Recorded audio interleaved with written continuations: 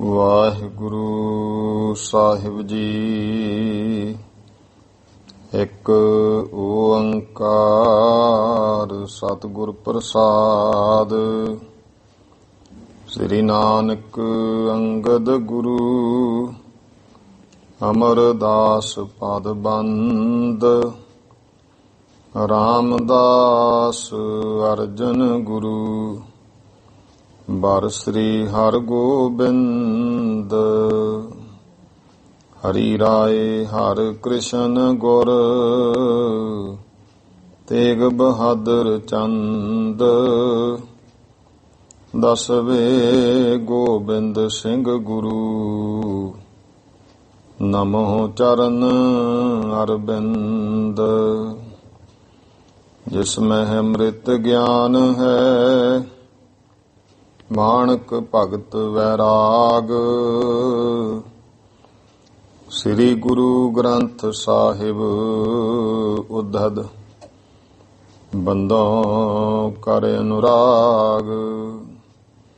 ਸ੍ਰੀ ਗੁਰ ਸ਼ਬਦ ਕਮਾਏ ਜਿਨ ਜੀਤੇ ਪੰਚ ਵਿਕਾਰ। ਤਿਨ ਸੰਤਨ ਕੋ ਬੰਦਨਾ ਸਿਰ ਚਰਨਨ ਪਰ ਧਾਰ। ਏਕ ਓੰਕਾਰਾ ਸਤਿਗੁਰੂ ਤਿਹ ਪ੍ਰਸਾਦ ਸਚ ਹੋਇ। ਵਾਹਿਗੁਰੂ ਜੀ ਕੀ ਫਤਿਹ। ਬਿਘਨ ਬਿਨਾਸਨ ਸੋਇ। ਵਾਹਿਗੁਰੂ ਜੀ ਕਾ ਖਾਲਸਾ ਵਾਹਿਗੁਰੂ ਜੀ ਕੀ ਫਤਿਹ। ਗੁਰੂ ਗਰੀਬ ਨਵਾਜ ਚਵਰ ਤਖਤ ਦੇ ਮਾਲਕ ਜੁਗੋ ਜੁਗ ਅਟਲ। ਧੰਨ ਧੰਨ ਸ੍ਰੀ ਗੁਰੂ ਗ੍ਰੰਥ ਸਾਹਿਬ ਜੀ ਮਹਾਰਾਜ। ਗੁਰੂ ਸਾਹਿਬ ਜੀ ਦੀ ਕਿਰਪਾ ਬਖਸ਼ਿਸ਼ ਹੋਈ ਹੈ ਜੋ ਭਾਈ ਆਪਾਂ ਨੂੰ ਮਹਾਰਾਜ ਨੇ ਹਰ ਰੋਜ਼ ਦੀ ਤਰ੍ਹਾਂ ਸ਼ਾਮ ਦੇ ਸਮੇਂ ਸਤਸੰਗ ਘੜੀਆਂ ਬਖਸ਼ੀਆਂ ਹਨ। ਬਹੁਤ ਵੱਡੇ ਭਾਗਾਂ ਦੀ ਨਿਸ਼ਾਨੀ ਹੈ। ਗੁਰੂ ਸਾਹਿਬ ਜੀ ਦੇ ਬਚਨ ਨੇ ਬਾਣੀ ਵਿੱਚ ਵਡਭਾਗੀ ਹਰ ਸੰਗਤ ਪਾਵੈ।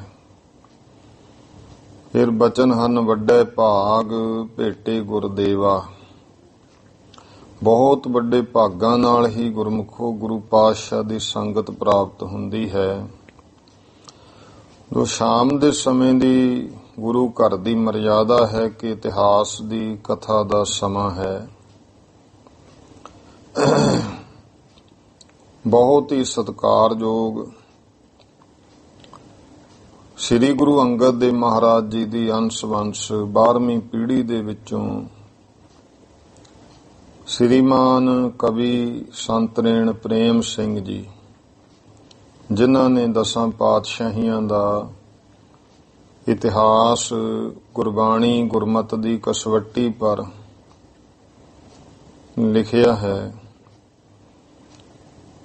ਸ੍ਰੀ ਗੁਰਪੁਰ ਪ੍ਰਕਾਸ਼ ਗ੍ਰੰਥ, ਜਿਸ ਦੀ ਕਿ ਆਪਾਂ ਲੜੀਵਾਰ ਜੋ ਕਥਾ ਹੈ ਪਹਿਲੇ ਮਹੱਲੇ ਦੀ ਭਾਵ ਸ੍ਰੀ ਗੁਰੂ ਨਾਨਕ ਦੇਵ ਪਾਤਸ਼ਾਹ ਮਹਾਰਾਜ ਦੇ ਜੀਵਨ ਦਾ ਪ੍ਰਸੰਗ ਸਰਵਣ ਕਰ ਰਹੇ ਹਾਂ। ਲੜੀ ਤਹਿਤ ਆਪਾਂ 2 ਦਿਨ ਪਹਿਲਾਂ ਇਹ ਇਤਿਹਾਸ ਸਰਵਣ ਕੀਤਾ ਕਿ ਗਰੀਬ ਨਵਾਜ ਪਾਤਸ਼ਾਹ ਜੀ ਹਰਿਦੁਆਰ ਗਏ ਨੇ, ਜਿੱਥੇ ਦੁਨੀਆ ਸੂਰਜ ਵੱਲ ਨੂੰ ਮੁੱਖ ਕਰਕੇ ਸੂਰਜ ਨੂੰ ਪਾਣੀ ਦੇ ਰਹੇ ਸਨ। ਮਹਾਰਾਜ ਨੇ ਪੱਛਮ ਵੱਲ ਪਾਣੀ ਸੁੱਟਣਾ ਸ਼ੁਰੂ ਕੀਤਾ। ਉਹਨਾਂ ਸਵਾਲ ਕੀਤਾ, ਇਹ ਕੀ ਕਰ ਰਹੇ ਹੋ? ਤੇ ਮਹਾਰਾਜ ਕਹਿੰਦੇ ਤੁਸੀਂ ਕੀ ਕਰਦੇ ਹੋ? ਕਹਿੰਦੇ ਅਸੀਂ ਸੂਰਜ ਨੂੰ ਪਾਣੀ ਦਿੰਦੇ ਹਾਂ। ਮਹਾਰਾਜ ਕਹਿੰਦੇ ਭਾਈ ਅਸੀਂ ਆਪਣੇ ਨਗਰ ਤਲਵੰਡੀ ਆਪਣਿਆਂ ਖੇਤਾਂ ਨੂੰ ਪਾਣੀ ਦੇ ਰਹੇ ਹਾਂ।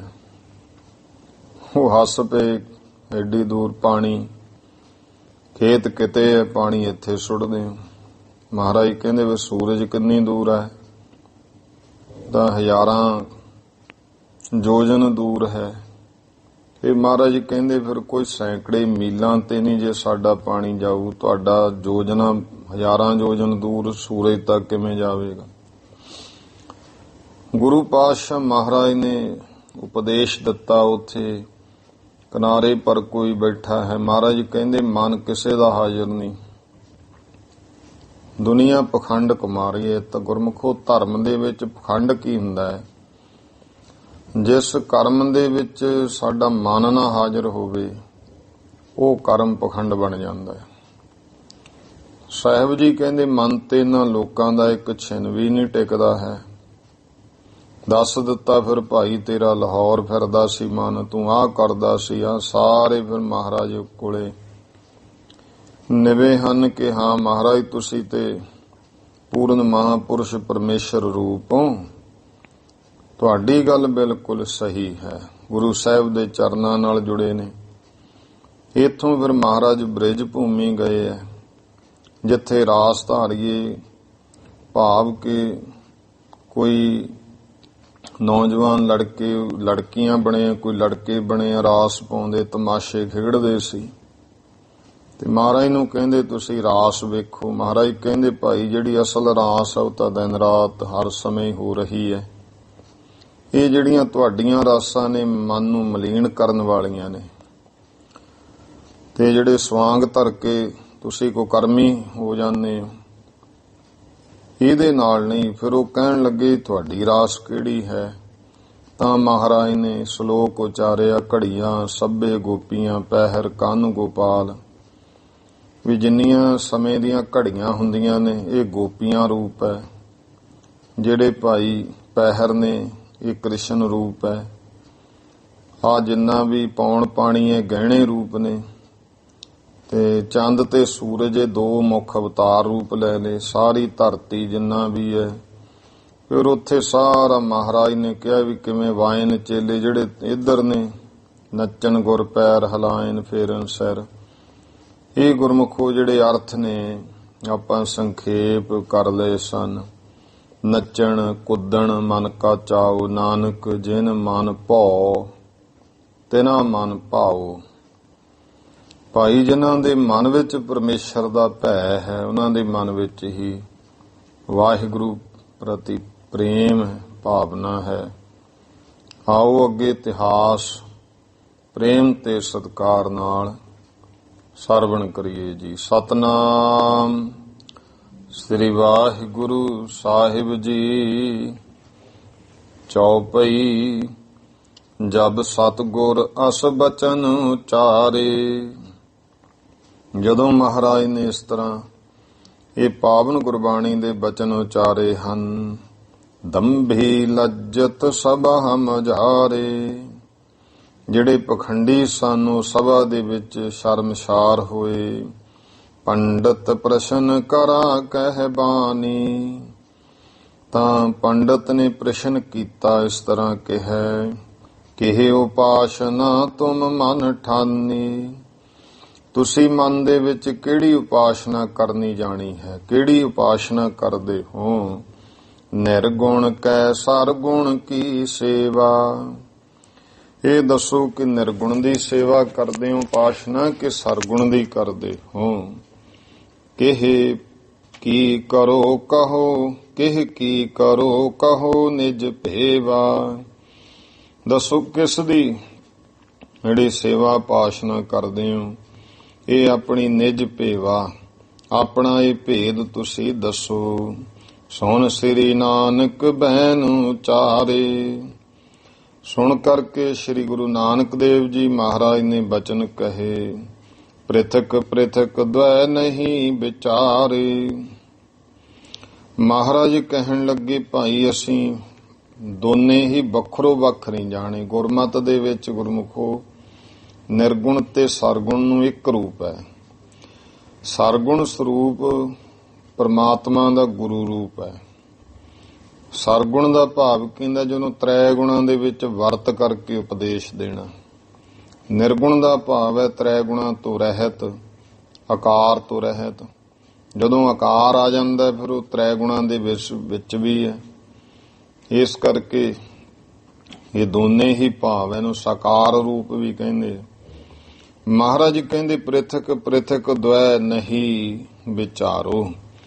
ਭਾਈ ਵੱਖੋ ਵੱਖਰੇ ਦੋ ਨਹੀਂ ਅਸੀਂ ਵਿਚਾਰਨਾ ਕੀਤੇ, ਭੇਦ ਹੋਏ ਤੋ ਪ੍ਰਿਥਕ ਸੇਵਾ। ਹਾਂ, ਜੇ ਕੋਈ ਭੇਦ ਹੋਵੇ ਸਰਗੁਣ ਤੇ ਨਿਰਗੁਣ ਦੇ ਵਿੱਚ, ਫੇਰ ਹੀ ਮਹਾਰਾਜ ਜੀ ਕਹਿੰਦੇ ਕੋਈ ਵੱਖਰੀ ਅਸੀਂ ਸੇਵਾ ਕਰੀਏ। ਨਿਰਗੁਣ ਸਰਗੁਣ ਅਲਖ ਅਭੇਵਾ। ਜੋ ਨਿਰਗੁਣ ਸਰਗੁਣ ਹੈ ਉਹ ਅਲਖ, ਨਾ ਜਾਣਿਆ ਜਾਣੇ ਵਾਲਾ। ਅਭੇਵਾ ਕੀ ਹੈ? ਜਿਹਦਾ ਕੋਈ ਭੇਦ ਨਹੀਂ ਹੈ, ਭੇਦਾਂ ਤੋਂ ਰਹਿਤ। ਇਹ ਜਾਣੋ ਨਿਰਗੁਣ ਸਰਗੁਣ ਇੱਕੋ ਹੀ ਰੂਪ ਹਨ। ਜੇ ਦੋਨੋਂ ਮੈਂ ਭੇਦ ਪਛਾਨੇ। ਜੇ ਭਾਈ ਕੋਈ ਦੋਹਾਂ ਦੇ ਵਿੱਚ ਭੇਦ ਜਾਣਦਾ, ਗੁਰੂ ਸਾਹਿਬ ਦੇ ਬਚਨ ਹੈ ਗੁਰ ਪਰਮੇਸ਼ਰ ਏਕੋ ਜਾਣ। ਹੁਣ ਜੇ ਕੋਈ ਦੋਹਾਂ 'ਚ ਫਰਕ ਜਾਣਦਾ ਹੈ, ਹੇ ਮਾਨਵ ਜਾਨੋ ਅਨਮਾਨੇ, ਹੇ ਮਾਨਵ ਜਾਨੋ ਅਨਜਾਨੇ। ਹੇ ਭਾਈ, ਚਾਹੇ ਲੋਕੋ ਇਹ ਜਾਣ ਲੋ ਕਿ ਉਹ ਮਨੁੱਖ ਅਣਜਾਣ ਹੈ, ਉਹਨੂੰ ਅਜੇ ਸੋਝੀ ਨਹੀਂ, ਅਗਿਆਨੀ ਹੈ। ਦੋਹਰਾ ਦਇਆ ਸਦਨ ਕੇ ਬਦਨ ਤੇ, ਬਚਨ ਸੁਨੇ ਗਤ ਦੈਨ। ਦਇਆ ਦੇ ਘਰ ਸਤਿਗੁਰੂ ਜੀ ਦੇ ਮੁਖ ਤੋਂ ਇਹ ਮੁਕਤੀ ਦਾਤੇ, ਮੁਕਤੀ ਦੇਣ ਵਾਲੇ ਬਚਨ ਜੋ ਸਰ ਨੇ ਸਰਵਣ ਕੀਤੇ। ਹਿਰਦੈ ਸੁਧ ਬੰਧਨ ਕਰਤ, ਹਿਰਦੈ ਸੁਧ ਬੰਧਨ ਕਰਤ, ਸਿੱਖ ਭਏ ਮਨ ਚੈਨ। ਗੁਰੂ ਸਾਹਿਬ ਦੇ ਬਚਨ ਸੁਣ ਕੇ ਹਿਰਦਾ ਸ਼ੁੱਧ ਹੋ ਗਿਆ। ਸ਼ੁੱਧ ਹਿਰਦੇ ਨਾਲ ਮਹਾਰਾਜ ਨੂੰ ਫਿਰ ਸਭ ਨੇ ਬੰਦਨਾ ਕੀਤੀ ਤੇ ਮਨ ਕਰਕੇ ਭਾਈ ਗੁਰੂ ਕੇ ਸਿੱਖ ਬਣ ਗਏ। ਚੌਪਈ ਜਿਤੇ ਹੁਤੇ ਜਾਤਰੀ ਤੇ ਥਾਈ। ਜਿੰਨੇ ਵੀ ਉੱਥੇ ਜਾਤਰੀ ਸਨ ਸਾਰੇ, ਸੁਨ ਸਤਿਗੁਰ ਢਿਗ ਆਵਤ ਧਾਈ। ਉਹ ਸੁਣ ਕੇ ਬਹੁਤ ਦੌੜ ਕੇ ਛੇਤੀ ਮਹਾਰਾਜ ਦੇ ਕੋਲ ਆਏ। ਬੰਧਨ ਕਰਹਿ ਉਪਾਏ ਧਰਕੈ। ਮਹਾਰਾਜ ਨੂੰ ਭੇਟਾ ਧਰ ਕੇ ਨਮਸਕਾਰ ਕਰਦੇ। ਬਿਨੈ ਭਨੈ ਮਹਾਪੁਰਖ ਵਿਚਾਰ ਕੈ। ਮਹਾਨ ਮਹਾਪੁਰਸ਼ ਜਾਣ ਕਰਕੇ ਸਤਿਗੁਰਾਂ ਅੱਗੇ ਬੇਨਤੀ ਕਰਦੇ ਹਨ। ਸ੍ਰੀ ਸਤਿਗੁਰ ਤਿਨ ਦੇ ਉਪਦੇਸ਼ਾ। ਸ੍ਰੀ ਗੁਰੂ ਨਾਨਕ ਦੇਵ ਜੀ ਮਹਾਰਾਜ ਉਹਨਾਂ ਨੂੰ ਉਪਦੇਸ਼ ਦਿੰਦੇ ਹਨ। ਸਤਿਨਾਮ ਸਿਮਰੋ ਜਗਤੇਸ਼ਾ। ਭਾਈ ਜਗਤ ਈਸ਼ਵਰ ਵਾਹਿਗੁਰੂ ਪਰਮੇਸ਼ਰ ਦਾ ਜੋ ਨਾਮ ਹੈ, ਸੱਚਾ ਨਾਮ ਸਤਿਨਾਮ, ਉਸ ਦਾ ਸਿਮਰਨ ਕਰੋ। ਭਾਉ ਭਗਤ ਕਰੀਏ ਛਲ ਖੋਏ। ਆਪਣੇ ਮਨ ਵਿੱਚੋਂ ਛਾਲੇ ਤੇ ਆਦਿਕ ਨੂੰ ਦੂਰ ਕਰਕੇ ਪਰਮੇਸ਼ਰ ਦੀ ਪ੍ਰੇਮਾ ਭਗਤੀ ਕਰੋ। ਅਸ ਜੇ ਕਰੋ ਤੁਮਰੀ ਗਤ ਹੋਏ। ਐਸਾ ਜੇ ਭਾਈ ਤੁਸੀਂ ਕਰ ਲਵੋਗੇ, ਤੁਹਾਡੀ ਮੁਕਤੀ ਹੋਵੇਗੀ। ਦਿਵਸ ਤੀਨ ਤਹਿ ਰਾਖਿਓ ਡੇਰਾ। 3 ਦਿਨ ਮਹਾਰਾਜ ਨੇ ਉੱਥੇ ਆਪਣਾ ਡੇਰਾ ਰੱਖਿਆ। ਕਰ ਕੈ ਮਰਦਨ ਦੰਭ ਕਨੇਰਾ। ਇਉਂ ਬਹੁਤ ਜੋ ਪਖੰਡ ਸੀ, ਬਹੁਤਾ ਪਖੰਡ, ਉਹਦਾ ਮਰਦਨ ਕਰ ਦੇਣਾ। ਭਾਵ ਪਖੰਡ ਨੂੰ ਮਲ ਕਰਕੇ ਬਹੁਤੇ ਪਖੰਡ ਨੂੰ। ਆਗੈ ਗਮਨ ਕੀਨ ਗੁਣ ਖਾਨੀ। ਗੁਣਾਂ ਦੀ ਖਾਨ ਸਤਿਗੁਰਾਂ ਨੇ ਅੱਗੇ ਚੱਲਣਾ ਕੀਤਾ। ਯਾਹੇ ਅਨੇਕ ਉਧਾਰੇ ਪ੍ਰਾਨੀ। ਜਿਸ ਸਤਿਗੁਰੂ ਨੇ ਅਨੇਕਾਂ ਪ੍ਰਾਣੀਆਂ ਦਾ ਉਧਾਰ ਕੀਤਾ ਹੈ। ਇਤ ਸ੍ਰੀ ਗੁਰਪੁਰ ਪ੍ਰਕਾਸ਼ ਗ੍ਰੰਥੇ। ਇੱਥੇ ਤੱਕ ਭਾਈ ਸ੍ਰੀ ਗੁਰਪੁਰ ਪ੍ਰਕਾਸ਼ ਗ੍ਰੰਥ ਪ੍ਰਥਮ ਮਹੱਲੇ, ਪਹਿਲੇ ਮਹੱਲੇ ਦੇ ਗੰਗਾ ਔ ਬ੍ਰਿਜ ਪ੍ਰਸੰਗ ਵਰਣਨ। ਗੰਗਾ ਪਰ ਜਾਣਾ, ਹਰਿਦੁਆਰ ਔਰ ਬ੍ਰਿਜ ਭੂਮੀ ਜਾਣਾ, ਇਹ ਪ੍ਰਸੰਗ ਵਰਣਨ ਕੀਤਾ ਹੈ। ਨਾਮ ਸਪਤ ਬਿੰਸਤ ਮੰਦਰ ਹੈ। ਇਹ ਜੋ ਪ੍ਰਸੰਗ ਹੈ, ਇਹ ਭਾਵ 27ਵਾਂ ਘਰ ਹੈ। 27ਵਾਂ ਘਰ ਦੇ ਪ੍ਰਸੰਗ ਹਨ। ਦੋਹਰਾ ਅੱਗੇ 28ਵੇਂ ਘਰ ਦੇ ਪ੍ਰਸੰਗ ਕਹਿ ਰਹੇ ਨੇ। ਗੋਰਖ ਮਤਾ ਸਥਾਨ ਇੱਕ, ਜੋਗੀ ਹੈ ਤਹਿ ਥਾਨ। ਇੱਕ ਗੋਰਖ ਮਤਾ ਸਥਾਨ ਸੀ ਜਿੱਥੇ ਭਾਈ ਜਿਸ ਜਗ੍ਹਾ ਜਿਹੜੇ ਜੋਗੀ ਰਹਿੰਦੇ ਸਨ, ਜੋਗੀ ਰਹਿ ਤਹਿ ਥਾਨ, ਜੋਗੀ ਉਸ ਜਗ੍ਹਾ ਤੇ ਰਹਿੰਦੇ ਸੀ। ਤਹਾਂ ਪਹੁੰਚੇ ਸਤਿਗੁਰੂ ਸ੍ਰੀ ਨਾਨਕ ਸੁਖ ਖਾਨ। ਸ੍ਰੀ ਗੁਰੂ ਨਾਨਕ ਦੇਵ ਮਹਾਰਾਜ ਸੁੱਖਾਂ ਦੀ ਖਾਨ ਸਤਿਗੁਰੂ ਜੀ ਗੋਰਖ ਮੱਤੇ ਪਹੁੰਚੇ, ਜਿਹਨੂੰ ਅੱਜ ਕੱਲ ਆਪਾਂ ਸ੍ਰੀ ਨਾਨਕ ਮੱਤਾ ਸਾਹਿਬ ਕਹਿੰਦੇ ਆ। ਪਹਿਲਾਂ ਜੋਗੀ ਸਨ, ਉਹਨਾਂ ਦਾ ਗੁਰੂ ਸੀ ਗੋਰਖ, ਉਹਦੇ ਨਾਂ ਤੇ ਉਹਨਾਂ ਨੇ ਜਗ੍ਹਾ ਮਸ਼ਹੂਰ ਕੀਤੀ ਹੋਈ ਸੀ। ਚੌਪਈ ਸੁੱਕੋ ਬਿਰਖ ਹੁਤੋ ਤਹ ਏਕੂ, ਉਥੇ ਇੱਕ ਸੁੱਕਾ ਬਿਰਖ ਦਰਖਤ ਸੀ। ਬੈਠ ਗਏ ਤਹ ਜਲਦ ਬਿਬੇਕੂ, ਇਉਂ ਭਾਈ ਗਿਆਨ ਦੇ ਸਮੁੰਦਰ ਸਤਿਗੁਰੂ ਜੀ ਉੱਥੇ ਬਹਿ ਗਏ। ਜੋ ਚੱਲ ਕੋ ਤਰ ਤਬ ਤਤ ਕਾਲਾ, ਚੱਲ ਕੀ ਇਹ ਪਿੱਪਲ, ਜਿਹੜਾ ਭਾਈ ਦਰਖਤ ਪਿੱਪਲ ਦਾ ਸੀ, ਉਹ ਤੁਰੰਤ ਹੀ ਹਰਿਓ ਹੋਤ ਭਾ ਪੱਤਰ ਵਿਸਾਲਾ, ਉਹ ਤੁਰੰਤ ਹਰਾ ਭਰਾ ਹੋ ਗਿਆ, ਸੋਹਣੇ ਸੁੰਦਰ ਬਹੁਤੇ ਪੱਤੇ ਉਹਨੂੰ ਨਿਕਲ ਆਏ। ਅਵਲੋਕਤ ਬਿਸਮੇ ਸਿੱਧ ਮਾਨੀ, ਤੇ ਜਿੰਨੇ ਵੀ ਸਿੱਧ ਸਨ ਨਾ ਜੋਗੀ, ਉਹ ਬਹੁਤ ਹੀ ਦੇਖ ਕਰਕੇ ਹੈਰਾਨ ਹੋਏ ਹਨ। ਮਾਨੀ ਕਹੀਏ ਜਿਹੜੇ ਹੰਕਾਰ ਵਾਲੇ ਸਨ। ਧਮਕ ਖਾਏ ਵੱਡ ਪੌਣ ਚਲਾਨੀ, ਉਹਨਾਂ ਨੇ ਗੁੱਸਾ ਖਾ ਕੇ ਆਪਣੀ ਸਿੱਧ ਸ਼ਕਤੀ ਦੇ ਨਾਲ ਬਹੁਤ ਹਵਾ ਹਨੇਰੀ ਚਲਾ ਦਿੱਤੀ।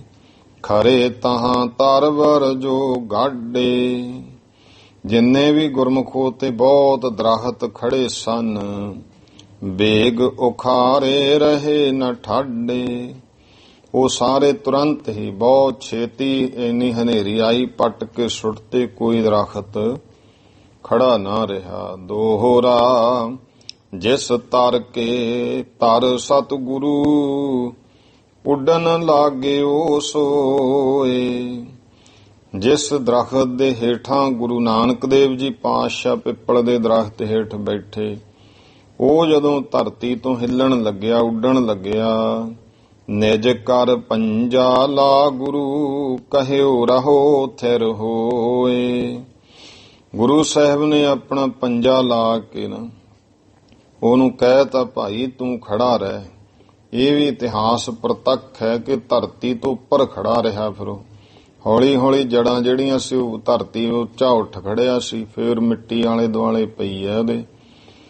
ਇਉਂ ਉਹ ਮਹਾਰਾਜ ਕਹਿੰਦੇ ਤੂੰ ਭਾਈ ਇੱਥੇ ਹੀ ਖੜਾ ਰਹਿ। ਚੌਪਈ ਸ੍ਰੀ ਗੁਰ ਕੋ ਜਬ ਕਰ ਤਹਿ ਛੋਇਓ, ਸ੍ਰੀ ਗੁਰੂ ਨਾਨਕ ਦੇਵ ਮਹਾਰਾਜ ਦਾ ਜਦੋਂ ਪਵਿੱਤਰ ਹੱਥ ਉਸ ਨੂੰ ਛੋਇਆ, ਪਾਤ ਪਾਤ ਮਹਿ ਪੰਜਾ ਹੋਇਓ, ਉਹਦੇ ਪੱਤੇ ਪੱਤੇ ਤੇ ਪੰਜੇ ਦਾ ਨਿਸ਼ਾਨ ਬਣ ਗਿਆ। ਥਿਰੇ ਉਹ ਬਿਰਖ ਸਿੱਧ ਬਲ ਲਾਹਾਰੇ, ਉਹ ਦਰਖਤ ਉੱਥੇ ਹੀ ਖੜ ਗਿਆ। ਸਿੱਧ ਬਹੁਤ ਤਾਕਤ ਲਾ ਕੇ ਥੱਕੇ, ਨਹਿ ਕੱਛ ਬਨਿਓ ਆਏ ਢਿੱਗ ਸਾਰੇ, ਕੁਝ ਨਾ ਬਣਿਆ ਜਦੋਂ ਸਿੰਘ ਸਿੱਧਾਂ ਦਾ। ਫਿਰ ਸਾਰੇ ਮਹਾਰਾਜ ਕੋਲੇ ਆਏ ਹਨ।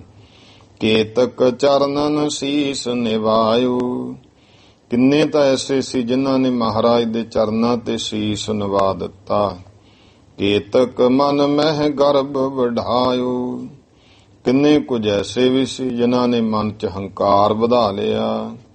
ਤਬ ਇੱਕ ਸਿੱਧ ਨੇ ਬੈਨ ਉਚਾਰੇ, ਤਾਂ ਇੱਕ ਸਿੱਧ ਨੇ ਫਿਰ ਇਹ ਬਚਨ ਕਹੇ, ਹਮਕੋ ਫਲ ਦੇਹ ਮਦਰ ਆਹਾਰੇ, ਕਿ ਸਾਨੂੰ ਤੁਸੀਂ ਮਿੱਠੇ ਫਲ ਛਕਾਓ। ਦੋਹਰਾ ਫੀਨਲ ਕੋ ਤਰ ਤਹਿ ਹੁਤੋ, ਤਬ ਗੁਰ ਸਿੱਧਨ ਮਾਹੇ, ਤਾਂ ਉੱਥੇ ਭਾਈ ਫੀਨਲ ਨਾਮ ਹੈ ਜਿਹੜਾ ਰੀਠਾ, ਫੀਨਲ ਰੀਠੇ ਨੂੰ ਕਹਿੰਦੇ ਆ। ਉੱਥੇ ਇੱਕ ਰੀਠੇ ਦਾ ਦਰਖਤ ਸੀ, ਤਾਂ ਗੁਰੂ ਸਾਹਿਬ ਜੀ ਨੇ ਸਿੱਧਾਂ ਵਿੱਚ ਇੱਕ ਟਹਿਨੋ ਗੁਰ ਕੀ ਦਿਸਾ, ਇੱਕ ਸਿੱਧਨ ਦਿਸਿਆਹੇ। ਹੁਣ ਇਹ ਨੇੜੇ ਨੇੜੇ ਸਥਾਨ ਹਨ। ਇੱਕ ਜਿਹੜਾ ਹੈ ਉਹਦੇ ਟਾਹਣੇ ਸਨ ਵੱਡੇ 2 ਫੁੱਟ ਦੇ, ਇੱਕ ਪਾਸੇ ਗੁਰੂ ਮਹਾਰਾਜ ਗੁਰੂ ਸਾਹਿਬ ਜੀ ਦੀ ਬੱਲ ਸੀ ਇੱਕ ਟਾਹਣਾ, ਰਿੱਠੇ ਦਾ ਤੇਕ ਭਾਈ ਸਿੱਧਾਂ ਬਲ ਸੀ, ਚੌਪਈ ਟਹਿਣੋ ਆਪਣੀ ਦਿਸ ਕੋ ਜੋ। ਜਿਹੜਾ ਮਹਾਰਾਜ ਵੱਲ ਦਾ ਟਾਹਣਾ ਸੀ ਨਾ, ਉਸ ਨੂੰ ਸ੍ਰੀ ਗੁਰ ਪਿਖ ਮਧਰੋ ਕੀਏ ਸੋ। ਮਹਾਰਾਜ ਨੇ ਦ੍ਰਿਸ਼ਟੀ ਅੰਮ੍ਰਿਤਮਈ ਪਾਈ ਤਾਂ ਉਹ ਰਿੱਠੇ ਕੌੜੇ ਹੁੰਦੇ ਨੇ। ਗੁਰੂ ਦੀ ਜਿਹੜੀ ਅੰਮ੍ਰਿਤਮਈ ਦ੍ਰਿਸ਼ਟੀ ਹੈ ਮਹਾਰਾਜ ਨੇ ਪਾਤੀ, ਸਾਰੇ ਰਿੱਠਿਆਂ ਵਿੱਚ ਅੰਮ੍ਰਿਤ ਭਰ ਦਿੱਤਾ, ਮਿੱਠੇ ਹੋ ਗਏ। ਟੂਟੇ ਫਰ ਤਜ ਕਰ ਤਰ ਡਾਰੀ, ਤੇ ਉਹ ਫਿਰ ਜਿੰਨੇ ਵੀ ਆ ਫੜ ਕੇ ਤੋੜੇ ਤੇ ਦਰਖਤ ਦੇ ਨਾਲੋਂ ਤਰ ਡਾਰੀ, ਜਿੰਨੇ ਵੀ ਆ ਦਰਖਤ ਦੀ ਟਾਹਣੀ ਡਾਰੀ ਟਾਹਣੀ ਦੇ ਨਾਲੋਂ। ਭਰੇ ਜੋਗੀਆਂ ਘੇਰ ਅਗਾਰੀ, ਸਾਰੇ ਜੋਗੀਆਂ ਦੇ ਅੱਗੇ ਸੁੱਟੇ ਹਨ ਪਏ ਹਨ। ਫਲ ਬਿਲੋਕ ਕੈ ਹਾਥ ਉਚਾਏ, ਮਹਾਰਾਜ ਕਹਿੰਦੇ ਛਕ ਲੋ। ਇਉਂ ਭਾਈ ਉਹਨਾਂ ਨੇ ਫਲ ਦੇਖ ਕੇ ਹੱਥ ਨਾ ਚੁੱਕੇ। ਸਾਧ ਮਧਰ ਅਤ ਪਾਇਓ ਖਾਏ, ਤੇ ਜਦੋਂ ਖਾਂਦੇ ਨੇ ਬਹੁਤ ਮਿੱਠਾ ਸਵਾਦ ਉਹਨਾਂ ਪਾਇਆ। ਆਚਰੈ ਜੋ ਹੈ ਨਿਜ ਦਿਸ ਕੋ ਡਾਲਾ, ਹੈਰਾਨ ਜੇ ਹੋ ਕੇ ਨਾ ਸੋਚਿਆ ਮਿੱਠੇ ਹੋਣਗੇ। ਜਿਹੜਾ ਉਹਨਾਂ ਵੱਲ ਸਿੱਧਾ ਵੱਲ ਟਾਹਣਾ ਸੀ, ਤੋੜ ਖਾਏ ਸੋ ਕਟੂ ਵਿਸਾਲਾ, ਉਹ ਜਦੋਂ ਤੋੜ ਕੇ ਖਾਧੇ ਬਹੁਤ ਕੌੜੇ ਸਨ। ਪਿਖ ਸ਼ਕਤੀ ਗੁਰ ਕੀ ਸਭ ਹਾਰੇ, ਇਹ ਸ਼ਕਤੀ ਵੇਖ ਕੇ ਮਹਾਰਾਜ ਦੀ ਸਾਰੇ ਸਿੱਧ ਹਾਰ ਗਏ। ਸਭ ਵਿਦ ਕਰ ਆਦੇਸ਼ ਪਧਾਰੇ, ਸਭ ਤਰ੍ਹਾਂ ਆਦੇਸ਼ ਕਹਿ ਕੇ ਫਿਰ ਉਹ ਪਧਾਰੇ ਹਨ। ਨਾਨਕ ਮਤਾ ਭਇਓ ਤਹਿ ਨਾਮ, ਉਹਦਾ ਨਾਮ ਗੁਰਮੁਖੋ ਨਾਨਕ ਮੱਤਾ ਸਾਹਿਬ ਹੋਇਆ ਹੈ। ਫੇਨਲ ਮਧਰ ਕੀਨ ਜਹ ਠਾਮ, ਜਿੱਥੇ ਭਾਈ ਰੀਠੇ ਨੂੰ ਵੀ ਸਤਿਗੁਰੂ ਨੇ ਜਿਸ ਜਗ੍ਹਾ ਤੇ ਮਿੱਠਾ ਕੀਤਾ, ਰੀਠਾ ਸਾਹਿਬ ਸਥਾਨ ਹੈ। ਫਿਰ ਇਹ ਨਾਨਕ ਮੱਤਾ ਕਿਵੇਂ ਹੋਇਆ, ਇਹ ਵੀ ਜਿਹੜਾ ਭਾਈ ਸੰਤੋਖ ਸਿੰਘ ਜੀ ਨੇ ਬੜੇ ਵਿਸਥਾਰ ਨਾਲ ਇਹ ਸਾਰੀ ਗੱਲ, ਕਿਉਂਕਿ ਸੰਤ ਨੈਣ ਜੀ ਨੇ ਜਿਹੜਾ ਇਤਿਹਾਸ ਹੈ ਉਹ ਸੰਖੇਪ ਕੀਤਾ ਹੈ ਕਿ ਉਹਨਾਂ ਨੇ ਆਪਣਾ ਇੱਕ ਜਵਾਕ ਟੋਆ ਪੱਟ ਕੇ ਸਿੱਧਾ ਨੇ ਦੱਬਤਾ ਸੀ। ਧਰਤੀ ਤੋਂ ਪੁੱਛੀਏ ਕਿਹਦੀ ਧਰਤੀ ਹੈ, ਤੇ ਕਹਿੰਦੇ ਜੀ ਅਸੀਂ ਪੁੱਛਾਂਗੇ ਜਾਂ ਤਾਂ ਤੁਸੀਂ ਧਰਤੀ ਨੂੰ ਤੋਂ ਕਹਾ ਦਿਓ, ਨੇ ਅਸੀਂ ਕਹਾਉਂਦੇ। ਮਹਾਰਾਜ ਕਹਿੰਦੇ ਕਹਾ ਦਿਓ। ਐਉਂ 2 ਵਾਰੀ ਉਹਨੂੰ ਸਿਖਾਇਆ ਸੀ, ਅਸੀਂ ਤੈਨੂੰ 3 ਵਾਰ ਪੁੱਛਾਂਗੇ, ਤੂੰ ਕਹੀਂ ਮੈਂ ਗੋਰਖ ਦੀ ਧਰਤੀ ਆ। 2 ਵਾਰੀ ਜਦੋਂ ਉਸਨੇ ਕਿਹਾ ਤੇ ਤੀਜੀ ਵਾਰ ਆਵਾਜ਼ ਮਾਰੀ, ਉਦੋਂ ਨੂੰ ਉਹ ਬਾਲਕ ਬੇਹੋਸ਼ ਹੋ ਗਿਆ ਤੇ ਉਹਦੀ ਮੌਤ ਹੋ ਜਾਂਦੀ ਹੈ। ਜਦੋਂ ਹੰਭ ਗਏ ਜਿਹੜੇ ਸਿੱਧ ਸਨ ਤਾਂ ਮਹਾਰਾਜ ਕਹਿੰਦੇ ਤੁਸੀਂ ਜਿਹਨੂੰ ਥੱਲੇ ਦੱਬਿਆ ਉਹਦਾ ਵੀ ਹਾਲ ਪੁੱਛ ਲਓ। ਤੇ ਫਿਰ ਉਹ ਬਾਲਕ ਕੱਢਿਆ, ਉਹਦੀ ਮੌਤ ਹੋਈ। ਫਿਰ ਮਹਾਰਾਜ ਕੋਲ ਮਿੰਨਤਾਂ ਕਰਨ ਲੱਗੇ, ਮਹਾਰਾਜ ਕਿਰਪਾ ਕਰੋ ਇਹਨੂੰ। ਸਤਿਗੁਰਾਂ ਨੇ ਉਸ ਬਾਲਕ ਨੂੰ ਜਿੰਦਾ ਕੀਤਾ। ਤੇ ਮਹਾਰਾਜ ਇਹ ਕਿਹਦੀ ਧਰਤੀ ਹੈ? ਮਹਾਰਾਜ ਕਹਿੰਦੇ ਕੰਨ ਲਾਓ ਧਰਤੀ ਨਾਲ। ਸਿੱਧਾਂ ਨੇ ਲਾਏ, ਸਾਰੀ ਧਰਤੀ ਰੋਮ ਰੋਮ ਵਿੱਚੋਂ ਆਵਾਜ਼ ਆਉਂਦੀ ਹੈ, ਮੈਂ ਨਾਨਕ ਦੀ ਧਰਤੀ ਹਾਂ। ਇਹ ਗੁਰਮੁਖੋ ਪਰਮੇਸ਼ਰ ਦੀ ਹੈ ਧਰਤੀ। ਇਸ ਕਰਕੇ ਫਿਰ ਉਹ ਨਾਨਕ ਮੱਤਾ ਸਾਹਿਬ ਸਿੱਧਾਂ ਕਿਹਾ ਮਹਾਰਾਜ ਇਹ ਅਸਥਾਨ ਗੋਰਖ ਮੱਤਾ ਨਹੀਂ, ਇਹ ਨਾਨਕ ਮੱਤਾ ਹੈ। ਸਤਿਗੁਰੂ ਨੇ ਜਿੱਥੇ ਰੀਠਿਆਂ ਨੂੰ ਵੀ ਮਿੱਠੇ ਕਰ ਦਿੱਤਾ। ਦੋਹਰਾ ਸ੍ਰੀ ਸਤਿਗੁਰ ਜਗ ਤਾਰ ਬੇ, ਚਲਤ ਭਏ ਅਗਵਾਏ। ਸ੍ਰੀ ਗੁਰੂ ਨਾਨਕ ਦੇਵ ਮਹਾਰਾਜ ਜਗਤ ਨੂੰ ਤਾਰਦੇ ਹੋਏ ਅੱਗੇ ਚੱਲੇ ਹਨ। ਨਗਰ ਅਯੁੱਧਿਆ ਜਹ ਹੁਤੋ ਛਿਨ ਮਹਿ ਪਹੁੰਚੇ ਆਏ। ਜਿੱਥੇ ਅਯੁੱਧਿਆ ਨਗਰ ਸੀ ਉੱਥੇ ਮਹਾਰਾਜ ਛਿਨ ਵਿੱਚ ਆ ਪਹੁੰਚੇ ਹਨ। ਚੌਪਈ ਸਰਜੂ ਤਟ ਬੈਠੇ ਗੁਰ ਪੂਰਨ। ਸਰਜੂ ਨਦੀ ਦਾ ਵੀ ਨਾਂ ਹੈ, ਉਹਨੂੰ ਸ਼੍ਰੋਮਣੀ ਕਿਨਾਰਾ ਮੰਨਿਆ। ਉੱਥੇ ਜਿਹੜਾ ਨਦੀ ਦਾ ਉਸ ਕਿਨਾਰੇ ਸਤਿਗੁਰੂ ਪੂਰਨ ਪਾਤਸ਼ਾਹ ਜੀ ਬੈਠੇ ਹਨ। ਜਗ ਮਹਿ ਦੰਭ ਕੀਨ ਜਨ ਚੂਰਨ। ਜਿਸ ਸਤਿਗੁਰੂ ਨੇ ਪਖੰਡ ਦਾ ਭਾਈ ਜਗਤ ਵਿੱਚ ਚੂਰਨ ਹੀ ਕਰ ਦਿੱਤਾ। ਸੁਨ ਸ੍ਰੀ ਨਾਨਕ ਨਾਮ ਕਿਰਪਾਲਾ।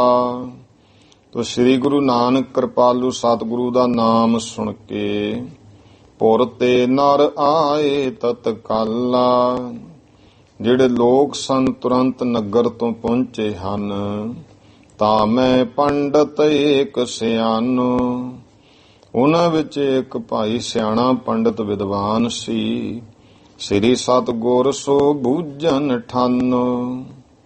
ਉਸ ਨੇ ਗੁਰੂ ਨਾਨਕ ਦੇਵ ਮਹਾਰਾਜ ਨੂੰ ਪੁੱਛਿਆ ਹੈ, ਹੇ ਸਤਿਗੁਰ ਗੁਰ ਕਿਤਕ ਪ੍ਰਕਾਰਾ।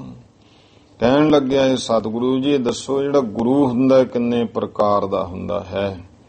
ਸ੍ਰੀ ਗੁਰ ਸੁਨ ਕੈ ਤਬੈ ਉਚਾਰਾ। ਗੁਰੂ ਮਹਾਰਾਜ ਨੇ ਸੁਣ ਕੇ ਫਿਰ ਇਸ ਤਰ੍ਹਾਂ ਬਚਨ ਕਹੇ, ਇੱਕ ਪੰਡਤ ਗੁਰ ਇੱਕ ਅਵਧੂਤਾ। ਮਹਾਰਾਜ ਕਹਿੰਦੇ ਇੱਕ ਤਾਂ ਹੁੰਦਾ ਪੰਡਤ ਗੁਰੂ, ਇੱਕ ਹੁੰਦਾ ਅਵਧੂਤ ਗੁਰੂ। ਅਵਧੂਤ ਭਾਵ ਜਿਵੇਂ ਕੋਈ ਸਾਧੂ ਪੁਰਸ਼ ਹੁੰਦਾ ਅਵਧੂਤ, ਉਹ ਅਵਧੂਤ ਗੁਰੂ ਹੈ। ਮਹਾਪੁਰਖ ਇੱਕ ਜੇ ਮਤ ਪੂਤਾ। ਇੱਕ ਹੁੰਦਾ ਹੈ ਮਹਾਪੁਰਖ ਗੁਰੂ ਜਿਹਦੀ ਭਾਈ ਪਵਿੱਤਰ ਮਤ ਵਾਲਾ ਜਿਹੜਾ ਹੋਵੇ, ਜਿਹਦੀ ਮਤ ਪਵਿੱਤਰ ਹੈ। ਲੱਖਣ ਸੁਨੋ ਭਿੰਨ ਮਨ ਮਾਨੋ। ਗ੍ਰੰਥਾਂ ਦੇ ਵਿੱਚ 8-9 ਤਰ੍ਹਾਂ ਦੇ ਗੁਰੂਆਂ ਦਾ ਜ਼ਿਕਰ ਆਉਂਦਾ ਹੈ। ਭ੍ਰਿੰਗੀ ਗੁਰੂ, ਚੰਦਨ ਗੁਰੂ, ਬਿੱਲਾ ਗੁਰੂ, ਇਸ ਤਰ੍ਹਾਂ ਕਈ ਤਰ੍ਹਾਂ ਦੇ ਇਹ ਗੁਰਮੁਖ ਹੈ। ਚਲੋ ਆਪਾਂ ਇਤਿਹਾਸ 'ਚ ਹੀ ਰਹਿਣਾ ਹੈ। ਮਹਾਰਾਜ ਕਹਿੰਦੇ ਲੱਖਣ ਸੁਣੋ ਭਿੰਨ ਮਨ ਮਾਨੋ। ਇਹਨਾਂ ਦੇ ਵੱਖਰੇ ਵੱਖਰੇ ਭਾਈ ਲੱਛਣ ਵੀ ਮਨ ਵਿੱਚ ਮੰਨ ਲਓ, ਸਰਵਣ ਕਰ ਲਓ। ਪੰਡਤ ਤਿਨ ਕੋ ਇਉ ਜਾਨੋ। ਹੇ ਪੰਡਤ ਤਿਨ ਕੋ ਇਉ ਜਾਨੋ। ਹੇ ਪੰਡਤ ਇਹਨਾਂ ਬਾਰੇ ਇਉਂ ਜਾਣ ਲੈ। ਅਨ ਤਾਰੂ ਜਿਉ ਬਚਨ ਲਾਏ। ਵੀ ਇੱਕ ਪੰਡਤ ਗੁਰੂ ਹੁੰਦਾ ਜਿਵੇਂ ਖੁਦ ਤੇ ਨਹੀਂ ਉਹ ਤਰਨਾ ਜਾਣਦਾ, ਪਰ ਉਹ ਇਸ ਤਰ੍ਹਾਂ ਜਿਹੜਾ ਅਨ ਤਾਰੂ ਹੈ ਉਹ ਬਚਨ ਕਰਦਾ ਹੈ। ਨਦੀ ਪਾਰ ਤਟ ਦੇਹ ਦਿਖਾਏ। ਉਹਨੂੰ ਪਤਾ ਹੁੰਦਾ ਉੱਥੋਂ ਦਾ ਮਾਹਰ ਹੋਵੇ, ਭਾਵੇਂ ਤਰਨਾ ਨਹੀਂ ਜਾਣਦਾ, ਪਰ ਉਹ ਇੰਨਾ ਕੁ ਪਤਾ ਹੈ ਕਿ ਆਹ ਕਿਨਾਰਾ ਅੱਗੇ ਪੁਰਾਣੇ ਸਮਿਆਂ ਵਿੱਚ ਜਿੱਥੋਂ ਨਦੀ ਉੱਚੀ ਹੁੰਦੀ ਸੀ ਉੱਥੋਂ ਦੀ ਦੁਨੀਆ ਤੁਰ ਕੇ ਜਾਂ ਤਰ ਕੇ ਲੰਘ ਜਾਂਦੀ, ਜਿੱਥੇ ਪਾਣੀ ਦਾ ਵਹਾਅ ਘੱਟ ਹੁੰਦਾ ਸੀ, ਜਿੱਥੋਂ ਕਦੋਂ ਤੇਜ਼। ਇਹ ਫਿਰ ਜਾਣਕਾਰ ਬੰਦਿਆਂ ਨੂੰ ਪਤਾ ਹੁੰਦਾ ਸੀ। ਉਹ ਭਾਈ ਨਦੀ ਦਾ ਜਿਹੜਾ ਪਾਰ ਕਰਨ ਵਾਸਤੇ ਕਿਨਾਰਾ ਦਿਖਾ ਦਿੰਦਾ ਹੈ। ਆਪ ਨ ਕਰੈ ਦੈਤੇ ਉਪਦੇਸ਼ਾ। ਪਰ ਆਪ ਤਰਨਾ ਨਹੀਂ ਜਾਣਦਾ, ਸਿਰਫ ਦੱਸ ਸਕਦਾ ਉਹ, ਇੱਥੋਂ ਦੀ ਤੁਸੀਂ ਲੰਘ ਜਾਓ, ਆਹ ਠੀਕ ਹੈ ਜਗ੍ਹਾ, ਉਪਦੇਸ਼ ਦਿੰਦਾ, ਪਰ ਖੁਦ ਨੂੰ ਨਹੀਂ ਤਰਨਾ ਆਉਂਦਾ। ਪੰਡਤ ਗੁਰ ਜਾਨੋ ਤੁਮ ਏਸਾ। ਮਹਾਰਾਜ ਕਹਿੰਦੇ ਜਿਹੜਾ ਪੰਡਤ ਗੁਰੂ ਆ ਉਹਨੂੰ ਇਸ ਤਰ੍ਹਾਂ ਜਾਣ ਲਓ। ਪੰਡਤ ਪੜ੍ਹਿਆ ਲਿਖੇ ਵਿਦਵਾਨ, ਉਹਨਾਂ ਮਾਰਗ ਦੱਸਦਾ। ਜਿਵੇਂ ਬਹੁਤ ਵਿਦਵਾਨ ਹੈ, ਜਦੋਂ ਗੱਲਾਂ ਬਾਤਾਂ ਜਾਂ ਉਹਨਾਂ ਦੀਆਂ ਕਿਤਾਬਾਂ ਪੜ੍ਹ ਲਓ, ਬੜੀ ਜਿਹੜੀ ਆ ਰੂਹਾਨੀਅਤ ਦੀ ਗੱਲ ਵੀ ਦੱਸਣਗੇ, ਪਰ ਆਪ ਉਸ ਗੱਲ ਦਾ ਮਾਹਰ ਨਹੀਂ ਹੁੰਦੇ। ਗੁਰਬਾਣੀ ਦੀ ਵਿਦਵਤਾ ਦੇ ਹਿਸਾਬ ਨਾਲ ਹੀ ਉਹਨਾਂ ਨੇ ਗੁਰਬਾਣੀ ਦਾ ਜਿਹੜਾ ਅਰਥ ਵਿਚਾਰ ਕੀਤੇ ਹੁੰਦੇ, ਅਨੁਭਵ ਨਹੀਂ ਉਹਨਾਂ ਹੁੰਦਾ।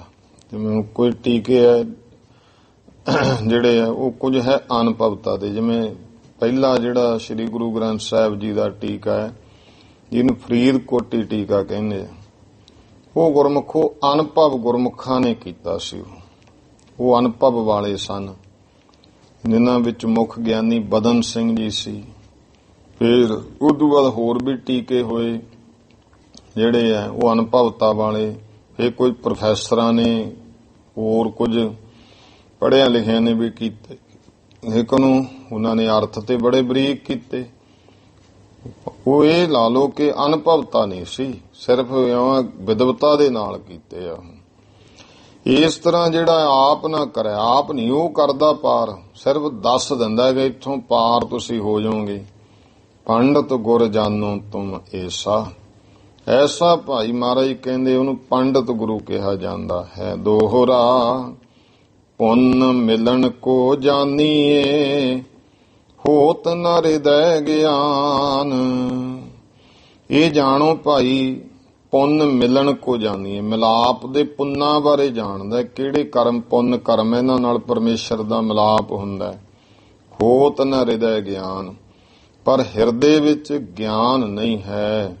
ਪੁਨ ਜੋ ਹੈ ਅਵਧੂਤ ਗੁਰ ਵਿਦਿਆ ਤੇ ਅਨਜਾਨ।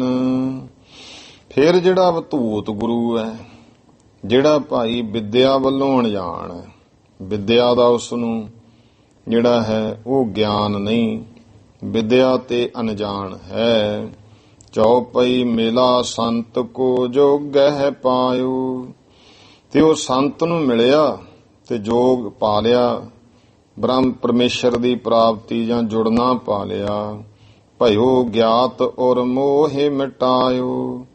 ਤੇ ਉਹਨੂੰ ਅਵਧੂਤ ਉਸ ਨੂੰ ਕਹਿੰਦੇ ਗਿਆਨ ਹੋ ਗਿਆ ਤੇ ਹਿਰਦੇ ਵਿੱਚੋਂ ਮੋਹ ਨੂੰ ਖਤਮ ਕਰ ਲਿਆ। ਆਪ ਤਰੈ ਭਵ ਸਾਗਰ ਸੋਏ। ਤੇ ਆਪ ਉਹ ਫਿਰ ਕੀ ਹੁੰਦਾ ਹੈ ਕਿ ਗਿਆਨ ਪਾ ਕੇ ਭਵ ਸਾਗਰ ਤੋਂ ਤਰ ਜਾਂਦਾ ਹੈ। ਔਰ ਉਧਾਰ ਨ ਤਹਿ ਤੇ ਹੋਏ। ਪਰ ਉਹ ਤੋਂ ਕਿਸੇ ਹੋਰ ਦਾ ਉਧਾਰ ਨਹੀਂ ਹੁੰਦਾ, ਆਪ ਤਾਂ ਉਤਰ ਗਿਆ, ਹੋਰਾਂ ਨੂੰ ਨਾ ਤਾਰ ਸਕਿਆ, ਹੋਰ ਦਾ ਉਧਾਰ ਨਾ ਹੋਇਆ। ਇਹਨੂੰ ਅਵਧੂਤ ਗੁਰੂ ਕਹਿੰਦੇ ਹਨ। ਤ੍ਰਿਤੀਓ ਮਹਾਪੁਰਖ ਗੁਰ ਜਾਨੋ। ਤੀਜਾ ਮਹਾਰਾਜ ਕਹਿੰਦੇ ਮਹਾਪੁਰਖ ਗੁਰੂ ਜਾਣ ਲਓ। ਸਭ ਵਿਦਿਆ ਮਹਿ ਨਿਪੁੰਨ ਪਛਾਨੋ। ਜੋ ਸਾਰੀ ਵਿਦਿਆ ਦੇ ਵਿੱਚ ਪੂਰਨ ਨਿਪੁੰਨ ਜਾਣ ਲਓ। ਤਿਨ ਕੋ ਮਿਲਹਿ ਮਨੁਜ ਜੇ ਜਾਈ। ਉਸ ਨੂੰ ਭਾਈ ਜੇ ਕੋਈ ਜਗਿਆਸੂ ਮਨੁੱਖ ਜਾ ਕੇ ਮਿਲਦਾ ਹੈ, ਵੈ ਉਧਾਰ ਸਹਿਜੇ ਗਤ ਪਾਈ। ਉਹਦਾ ਉਧਾਰ ਹੋ ਜਾਂਦਾ, ਸਹਿਜੇ ਮੁਕਤੀ ਪਾ ਲੈਂਦਾ ਹੈ। ਗੁਣ ਖਾਨੀ ਤੇ ਸੁਨ ਅਸਬਾਨੀ। ਗੁਣਾਂ ਦੀ ਖਾਣ ਸਤਿਗੁਰਾਂ ਤੋਂ ਇਸ ਤਰ੍ਹਾਂ ਦੇ ਬਚਨ ਸੁਣ ਕੇ ਪਰਮ ਪ੍ਰੇਮ ਮਹਿ ਮਤ ਲਪਟਾਨੀ। ਉਹਨਾਂ ਦੀ ਫਿਰ ਭਾਈ ਮਾਤੋ ਪੰਡਤ ਦੀ ਵੀ ਹੋਰ ਲੋਕਾਂ ਦੀ ਵੀ ਪ੍ਰੇਮ ਵਿੱਚ ਲਪਟ ਗਈ। ਭਵ ਸਾਗਰ ਮਹਿ ਹੈ ਦੁੱਖ ਭਾਰਾ। ਇਹ ਜਿਹੜਾ ਭਵ ਸਾਗਰ ਹੈ ਸੰਸਾਰ, ਇਹਦੇ ਵਿੱਚ ਬਹੁਤ ਵੱਡੇ ਦੁੱਖ ਹਨ। ਨਿਜ ਕਰਨਾ ਕਰ ਕਰੋ ਬਾਰਾ। ਕਹਿੰਦੇ ਮਹਾਰਾਜ ਆਪਣੀ ਕਿਰਪਾ ਕਰਕੇ ਹੁਣ ਸਾਡਾ ਉਧਾਰ ਕਰੋ, ਸਾਨੂੰ ਇਹ ਤੋਂ ਬਚਾਉਣਾ ਕਰੋ ਦੋਹਰਾ। ਸਿੱਖ ਆਪਣੇ ਕੀਜੀਏ ਸ਼ੁਭ ਉਪਦੇਸ਼ ਦ੍ਰਿੜਾਏ। ਬੇਨਤੀ ਕੀਤੀ ਉਹਨਾਂ ਮਹਾਰਾਜ ਅਯੁੱਧਿਆ ਵਿੱਚ ਸਭ ਨੇ ਕਿ ਆਪਣੇ ਸਾਨੂੰ ਸਿੱਖ ਬਣਾਓ, ਸ਼ੁਭ ਉਪਦੇਸ਼ ਕਿਰਪਾ ਕਰਕੇ ਦ੍ਰਿੜ ਕਰਵਾ ਦਿਓ। ਜਸ ਤੁਮਰਾ ਸ਼ਰਵਨਨ ਸੁਨਿਓ ਤਸ ਦਰਸਿਓ ਅਬ ਆਏ। ਜਿਹੋ ਜਿਹਾ ਤੁਹਾਡਾ ਜਸ ਮਹਾਰਾਜ, ਜਿਸ ਤਰ੍ਹਾਂ ਦੇ ਤੁਸੀਂ ਕੰਨੀ ਸੁਣੇ ਸੀ, ਅੱਜ ਤੁਹਾਡੇ ਅਸੀਂ ਦਰਸ਼ਨ ਕਰ ਲਏ ਹਨ। ਚੌਪਈ ਤਿਨ ਕੀ ਦੇਖ ਦੀਨਤਾ ਦਿਆਲਾ। ਉਹਨਾਂ ਦੀ ਭਾਈ ਦੀਨਤਾ ਵੇਖ ਕਰਕੇ ਸਤਿਗੁਰੂ ਦਿਆਲੂ ਸਰੂਪ ਦੇਤ ਭਏ ਉਪਦੇਸ਼ ਰਸਾਲਾ। ਬਹੁਤ ਰਸਦਾਇਕ ਫਿਰ ਉਹਨਾਂ ਨੂੰ ਉਪਦੇਸ਼ ਦੇਣ ਲੱਗੇ। ਜਗਤ ਜਾਨੀਐ ਹਿਰਦੈ ਅਨਿੱਤਾ। ਭਾਈ ਆ ਜਗਤ ਨੂੰ ਹਿਰਦੇ ਵਿੱਚ ਮਹਾਰਾਜ ਕਹਿੰਦੇ ਅਨਿੱਤ ਜਾਣ ਲਓ। ਜਿਵੇਂ ਆਉਂਦਾ ਦੇਹ ਅਨਿੱਤ ਨਾ ਨਿੱਤ ਰਹਿ। ਅਨਿੱਤ ਹੁੰਦਾ ਹੈ ਨਾਸ਼ਵੰਤ, ਨਿੱਤ ਹੁੰਦਾ ਜੋ ਹਮੇਸ਼ਾ ਰਹੇ। ਇਸ ਜਗਤ ਨੂੰ ਹਿਰਦੇ ਵਿੱਚ ਮਨ ਵਿੱਚ ਅਨਿੱਤ ਮਿਥਿਆ ਜਾਣ ਲਓ। ਸਤ ਨਾਮ ਸਿਮਰੋ ਹਿਤ ਚਿੱਤਾ। ਭਾਈ ਪ੍ਰੇਮ ਸਹਿਤ ਚਿੱਤ ਦੇ ਵਿੱਚ ਮਨ ਵਿੱਚ ਪਰਮੇਸ਼ਰ ਦਾ ਸੱਚਾ ਨਾਮ ਸਿਮਰੋ। ਮਨ ਰੋਕਣ ਕੋ ਕਰ ਅਭਿਆਸਾ। ਫਿਰ ਇਸ ਮਨ ਨੂੰ ਸੰਕਲਪਾਂ ਵਿਕਲਪਾਂ ਵੱਲੋਂ ਫੁਰਨਿਆਂ ਵੱਲੋਂ ਰੋਕਣ ਦਾ ਅਭਿਆਸ ਕਰੋ। ਵੈ ਤੁਮ ਕੋ ਪ੍ਰਾਪਤ ਸੁਖ ਰਾਸਾ। ਫਿਰ ਸੁੱਖਾਂ ਦੀ ਰਾਸ ਬ੍ਰਹਮ ਪਰਮੇਸ਼ਰ ਤੁਹਾਨੂੰ ਪ੍ਰਾਪਤ ਹੋਵੇਗਾ। ਯਹ ਸਭ ਜਗਤ ਅਛਤ ਜਹ ਸਭ ਜਗਤ ਅਸਤ ਪਛਾਨੋ। ਆ ਜੋ ਜਗਤ ਹੈ ਇਹ ਮਹਾਰਾਜ ਕਹਿੰਦੇ ਅਸਤ। ਸਤ ਕਹਿੰਦੇ ਸੱਚ ਨੂੰ, ਅਸਤ ਭਾਵ ਝੂਠ। ਇਹਨੂੰ ਮਿਥਿਆ ਜਾਣ ਲਓ। ਮਨ ਸੰਕਲਪ ਸੁਖੈਨ ਹਾਨੋ। ਤਾਂ ਫਿਰ ਜਿਹੜੇ ਮਨ ਦੇ ਸੰਕਲਪ ਨੇ, ਫੁਰਨੇ ਹੈ, ਇਹਦਾ ਤੁਸੀਂ ਸੌਖਿਆਂ ਹੀ ਨਾਸ਼ ਕਰ ਲਵੋਗੇ। ਇਸ ਪ੍ਰਕਾਰ ਕੋ ਦੇ ਉਪਦੇਸ਼। ਇਸ ਤਰ੍ਹਾਂ ਮਹਾਰਾਜ ਅਯੁੱਧਿਆ ਵਿੱਚ ਉਪਦੇਸ਼ ਦੇ ਕੇ ਆਗੈ ਗਮਨ ਕੀਨ ਜਗਤੇਸ਼। ਜਗਤ ਈਸ਼ਵਰ ਪਾਤਸ਼ਾਹ ਨੇ ਅੱਗੇ ਚੱਲਣਾ ਕੀਤਾ ਹੈ। ਚਲਤ ਚਲਤ ਆਏ ਗੁਰ ਤਹਾਂ। ਚਲਦੇ ਚਲਦੇ ਮਹਾਰਾਜ ਹੁਣ ਉਸ ਜਗ੍ਹਾ ਪਹੁੰਚੇ, ਸ਼ਿਵਪੁਰ ਬਸਤ ਬਨਾਰਸ ਜਹਾਂ, ਜਿੱਥੇ ਭਾਈ ਸ਼ਿਵਾ ਦੀ ਪੁਰੀ ਵਸ ਰਹੀ ਹੈ, ਜਿਹਨੂੰ ਬਨਾਰਸ ਕਹਿੰਦੇ ਹਨ। ਦੋਹਰਾ ਸ੍ਰੀ ਸਤਿਗੁਰ ਰਵ ਦੰਭ ਤਮ, ਉਦਤ ਭਏ ਜਗ ਆਏ। ਰਵ ਨਾਮ ਸੂਰਜ ਦਾ, ਤਮ ਨਾਮ ਹਨੇਰੇ ਦਾ। ਸ੍ਰੀ ਸਤਿਗੁਰ ਰਵ ਦੰਭ ਤਮ। ਮਹਾਰਾਜ ਭਾਈ ਇਸ ਤਰ੍ਹਾਂ ਪ੍ਰਗਟ ਹੋਏ ਜਿਵੇਂ ਸੂਰਜ ਹੈ, ਦੰਭ ਪਖੰਡ ਰੂਪੀ ਹਨੇਰਾ। ਜਿਵੇਂ ਹਨੇਰੇ 'ਚ ਸੂਰਜ ਜਦੋਂ ਚੜ੍ਹਦਾ ਹਨੇਰਾ ਨਾਸ਼ ਹੋ ਜਾਂਦਾ ਹੈ, ਮਹਾਰਾਜ ਪਖੰਡ ਰੂਪੀ ਅਗਿਆਨਤਾ ਰੂਪੀ ਹਨੇਰੇ ਨੂੰ ਨਾਸ਼ ਕਰਨ ਉਦਤ ਭਏ ਜਾਏ ਜਗਤ ਦੇ ਵਿੱਚ ਪ੍ਰਗਟ ਹੋਏ ਆਏ ਹਨ। ਵਿਚ ਰਹਿ ਭਵ ਮਹਿ ਜਹ ਕਹਾਂ, ਗਿਆਨ ਪ੍ਰਕਾਸ਼ ਕਰਾਹੀ। ਫਿਰ ਭਾਈ ਭਵ ਜਲਾ ਭਵ ਧਰਤੀ ਤੇ ਵਿਚਰ, ਜਿੱਥੇ ਕਿੱਥੇ ਮਹਾਰਾਜ ਧਰਤੀ ਤੇ ਵਿਚਰਦੇ ਐ ਔਰ ਗਿਆਨ ਦਾ ਪ੍ਰਕਾਸ਼ ਕਰ ਰਹੇ ਹਨ। ਚੌਪਈ ਐਸੇ ਸਤਿਗੁਰ ਦੀਨਾਨਾਥ। ਇਸ ਤਰ੍ਹਾਂ ਗਰੀਬ ਨਵਾਜ ਦੀਨਾਨਾਥ ਪਾਤਸ਼ਾਹ, ਗਰੀਬਾਂ ਦੇ ਮਾਲਕ। ਅਤ ਪਾਵਨ ਜਿਨ ਕੀ ਸ਼ੁਭ ਗਾਥ। ਜਿਨ੍ਹਾਂ ਦੀ ਭਾਈ ਜੋ ਕਥਾ ਹੈ ਬਹੁਤ ਪਵਿੱਤਰ ਹੈ। ਸ਼ਿਵਪੁਰ ਮਹਿ ਸਤਿਗੁਰ ਪਗ ਧਾਰੇ। ਸ਼ਿਵਪੁਰੀ ਬਨਾਰਸ ਵਿੱਚ ਗੁਰੂ ਮਹਾਰਾਜ ਨੇ ਚਰਨ ਪਾਏ।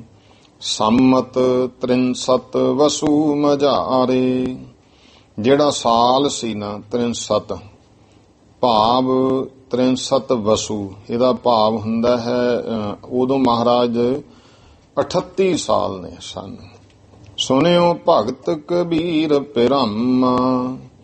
ਤਾਂ ਸੁਣਿਆ ਕਿ ਇੱਥੇ ਜਿਹੜਾ ਭਗਤ ਕਬੀਰ ਜੀ ਨੇ, ਜਿਹੜੇ ਕਿ ਬਹੁਤ ਸੁੰਦਰ ਚੰਗੇ ਭਗਤ ਹੈ, ਆਏ ਗੁਰੂ ਨਾਨਕ ਸੁਖ ਧੰਮ। ਉਹ ਭਗਤ ਕਬੀਰ ਸਾਹਿਬ ਨੇ ਸੁਣਿਆ ਕਿ ਸੁੱਖਾਂ ਦੇ ਧਾਮ ਸ੍ਰੀ ਗੁਰੂ ਨਾਨਕ ਦੇਵ ਮਹਾਰਾਜ ਜੀ ਇੱਥੇ ਆਏ ਹੈ। ਅਤ ਸ਼ਰਧਾ ਸੇ ਮਿਲਨੇ ਆਇਓ। ਬਹੁਤ ਸ਼ਰਧਾ ਧਾਰ ਕੇ ਗੁਰੂ ਨਾਨਕ ਦੇਵ ਪਾਤਸ਼ਾਹ ਨੂੰ ਭਗਤ ਕਬੀਰ ਜੀ ਮਿਲਣ ਵਾਸਤੇ ਆਏ। ਸ਼ਬਦ ਬਿਲਾਵਲ ਮਾਹੀ ਬਨਾਇਓ। ਤੇ ਗੁਰੂ ਪਾਤਸ਼ਾਹ ਮਹਾਰਾਜ ਦੇ ਸਤਿਕਾਰ ਵਿੱਚ ਭਗਤ ਕਬੀਰ ਸਾਹਿਬ ਜੀ ਨੇ ਸ਼ਬਦ ਗਾਇਨ ਕੀਤਾ, ਜਿਹੜਾ ਬਿਲਾਵਲ ਰਾਗ ਵਿੱਚ ਹੈ। ਇੱਕ ਗੱਲ ਅੱਜ ਕੱਲ ਕਬੀਰ ਪੰਥੀਏ ਨਾ ਬੜੀ ਹੈ।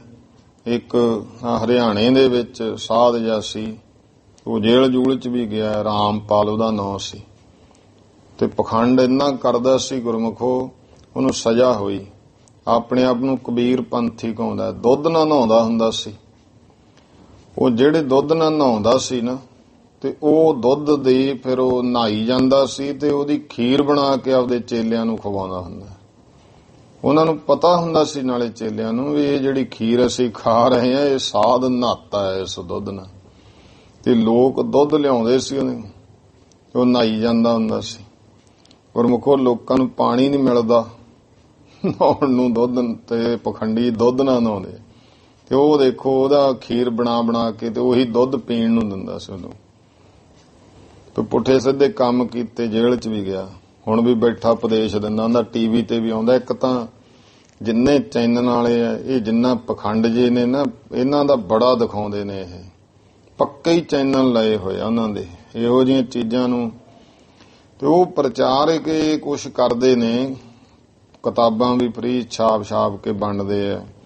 ਅਖੇ ਜੀ ਗੁਰੂ ਨਾਨਕ ਦੇਵ ਮਹਾਰਾਜ ਨੇ ਕਬੀਰ ਜੀ ਨੂੰ ਗੁਰੂ ਕਿਹਾ। ਹੱਕਾ ਕਬੀਰ ਕਰੀਮ ਤੂੰ ਬੇਅਬ ਪਰਵਦਗਾਰ। ਕਬੀਰ ਦਾ ਅਰਥ ਹੈ ਵੱਡਾ, ਉੱਥੇ ਮਹਾਰਾਜ ਨੇ ਪਰਮੇਸ਼ਰ ਨੂੰ ਕਿਹਾ। ਦੂਜੀ ਗੱਲ ਜਿਹੜੀ ਜਿੱਥੇ ਤੱਕ ਭਗਤ ਕਬੀਰ ਸਾਹਿਬ ਦੀ ਹੈ, ਭਗਤ ਕਬੀਰ ਸਾਹਿਬ ਜੀ ਭਾਵੇਂ ਸਰੀਰਕ ਉਮਰ ਦੇ ਵਿੱਚ ਗੁਰੂ ਨਾਨਕ ਦੇਵ ਪਾਤਸ਼ਾਹ ਮਹਾਰਾਜ ਤੋਂ ਲਗਭਗ 50 ਸਾਲ ਉਮਰ ਵਿੱਚ ਵੱਡੇ ਸਨ, ਪਰ ਜਦੋਂ ਇਹ ਸਰਗੁਣ ਦੇ ਪਾਸ਼ਕ ਰਹੇ ਆ, ਪਹਿਲਾਂ ਗੁਰੂ ਨਾਨਕ ਦੇਵ ਜੀ ਮਹਾਰਾਜ ਦਾ ਮਿਲਾਪ ਹੋਇਆ, ਫਿਰ ਨਿਰਗੁਣ ਦੀ ਪਾਸ਼ਨਾ ਵੱਲ ਆਏ। ਗੁਰੂ ਮਹਾਰਾਜ ਗੁਰੂ ਗ੍ਰੰਥ ਸਾਹਿਬ ਜੀ ਦੇ ਵਿੱਚ ਭਗਤ ਕਬੀਰ ਜੀ ਦੀ ਬਾਕੀ ਭਗਤਾਂ ਨਾਲੋਂ ਵੱਧ ਬਾਣੀ ਹੈ। ਗੁਰੂ ਮਹਾਰਾਜ ਨੂੰ ਇੱਕ ਤਰ੍ਹਾਂ ਨਾਲ ਆਪਣਾ, ਜਿਵੇਂ ਕਿ ਪਹਿਲਾਂ ਦੇਖੋ ਸਰਗੁਣ ਦੀ ਉਪਾਸਨਾ ਵਿੱਚ ਸਵਾਮੀ ਰਾਮਾਨੰਦ ਨੇ ਜੋੜਿਆ ਉਹਨੂੰ, ਤੇ ਨਿਰਗੁਣ ਦੀ ਉਪਾਸਨਾ ਵਿੱਚ ਜੋੜਨ ਵਾਲੇ ਸ੍ਰੀ ਗੁਰੂ ਨਾਨਕ ਦੇਵ ਜੀ। ਜੋ ਸ਼ਲੋਕ ਵੀ ਆਪਾਂ ਭਗਤ ਕਬੀਰ ਸਾਹਿਬ ਦੇ ਪੜ੍ਹਦੇ ਨੇ, ਕਬੀਰ ਸਤਿਗੁਰ ਸੂਰਮੇ, ਇੱਥੇ ਹੁਣ ਸਵਾਮੀ ਨਹੀਂ ਕਿਹਾ, ਰਾਮਾਨੰਦ ਜੀ ਦੇ ਨਾਲ ਸਤਿਗੁਰੂ ਸ਼ਬਦ ਨਹੀਂ ਸੀ ਲੱਗਦਾ, ਸਵਾਮੀ ਰਾਮਾਨੰਦ ਲੱਗਦਾ ਸੀ। ਇੱਥੇ ਸਤਿਗੁਰੂ ਸ੍ਰੀ ਗੁਰੂ ਨਾਨਕ ਦੇਵ ਪਾਤਸ਼ਾਹ ਨੂੰ ਕਿਹਾ, ਕਬੀਰ ਸਤਿਗੁਰ ਸੂਰਮੇ ਬਾਹਿਆ ਬਾਨ ਜੋ ਏਕ ਲਾਗਤ ਹੀ ਭੋਏ ਮਿਲ ਗਿਆ ਪਰਾ ਕਰੇਜੇ ਛੇਕ। ਇਹ ਗੁਰੂ ਨਾਨਕ ਦੇਵ ਪਾਤਸ਼ਾਹ ਦੀ ਉਪਮਾ ਚ ਭਗਤ ਕਬੀਰ ਨੇ ਕਹੇ ਕਿ ਸਤਿਗੁਰੂ ਨਾਨਕ ਦੇਵ ਮਹਾਰਾਜ ਜਦੋਂ ਆਏ, ਉਹਨਾਂ ਨੇ ਐਸਾ ਸ਼ਬਦ ਉਪਦੇਸ਼ ਬਾਣ ਮਾਰੇ ਕਿ ਮੇਰਾ ਹਿਰਦਾ ਬਿੰਨਿਆ ਗਿਆ। ਭਗਤ ਕਬੀਰ ਸਾਹਿਬ ਜੀ ਨੇ ਗੁਰੂ ਨਾਨਕ ਦੇਵ ਜੀ ਪਾਤਸ਼ਾਹ ਮਹਾਰਾਜ ਦੇ ਉਪਮਾ ਦੇ ਵਿੱਚ ਹੋਰ ਵੀ ਐਸੇ ਸ਼ਬਦ ਉਚਾਰਨ ਕੀਤੇ ਹੈ। ਭਾਵ ਜੋ ਨਿਰਗੁਣ ਦਾ ਭਾਈ ਉਪਾਸਨਾ ਉਹ ਗੁਰੂ ਨਾਨਕ ਦੇਵ ਜੀ ਗਰੀਬ ਨਵਾਜ ਪਾਤਸ਼ਾਹ ਤੋਂ ਹੀ ਭਗਤ ਕਬੀਰ ਸਾਹਿਬ ਨੂੰ ਹੋਈ ਹੈ।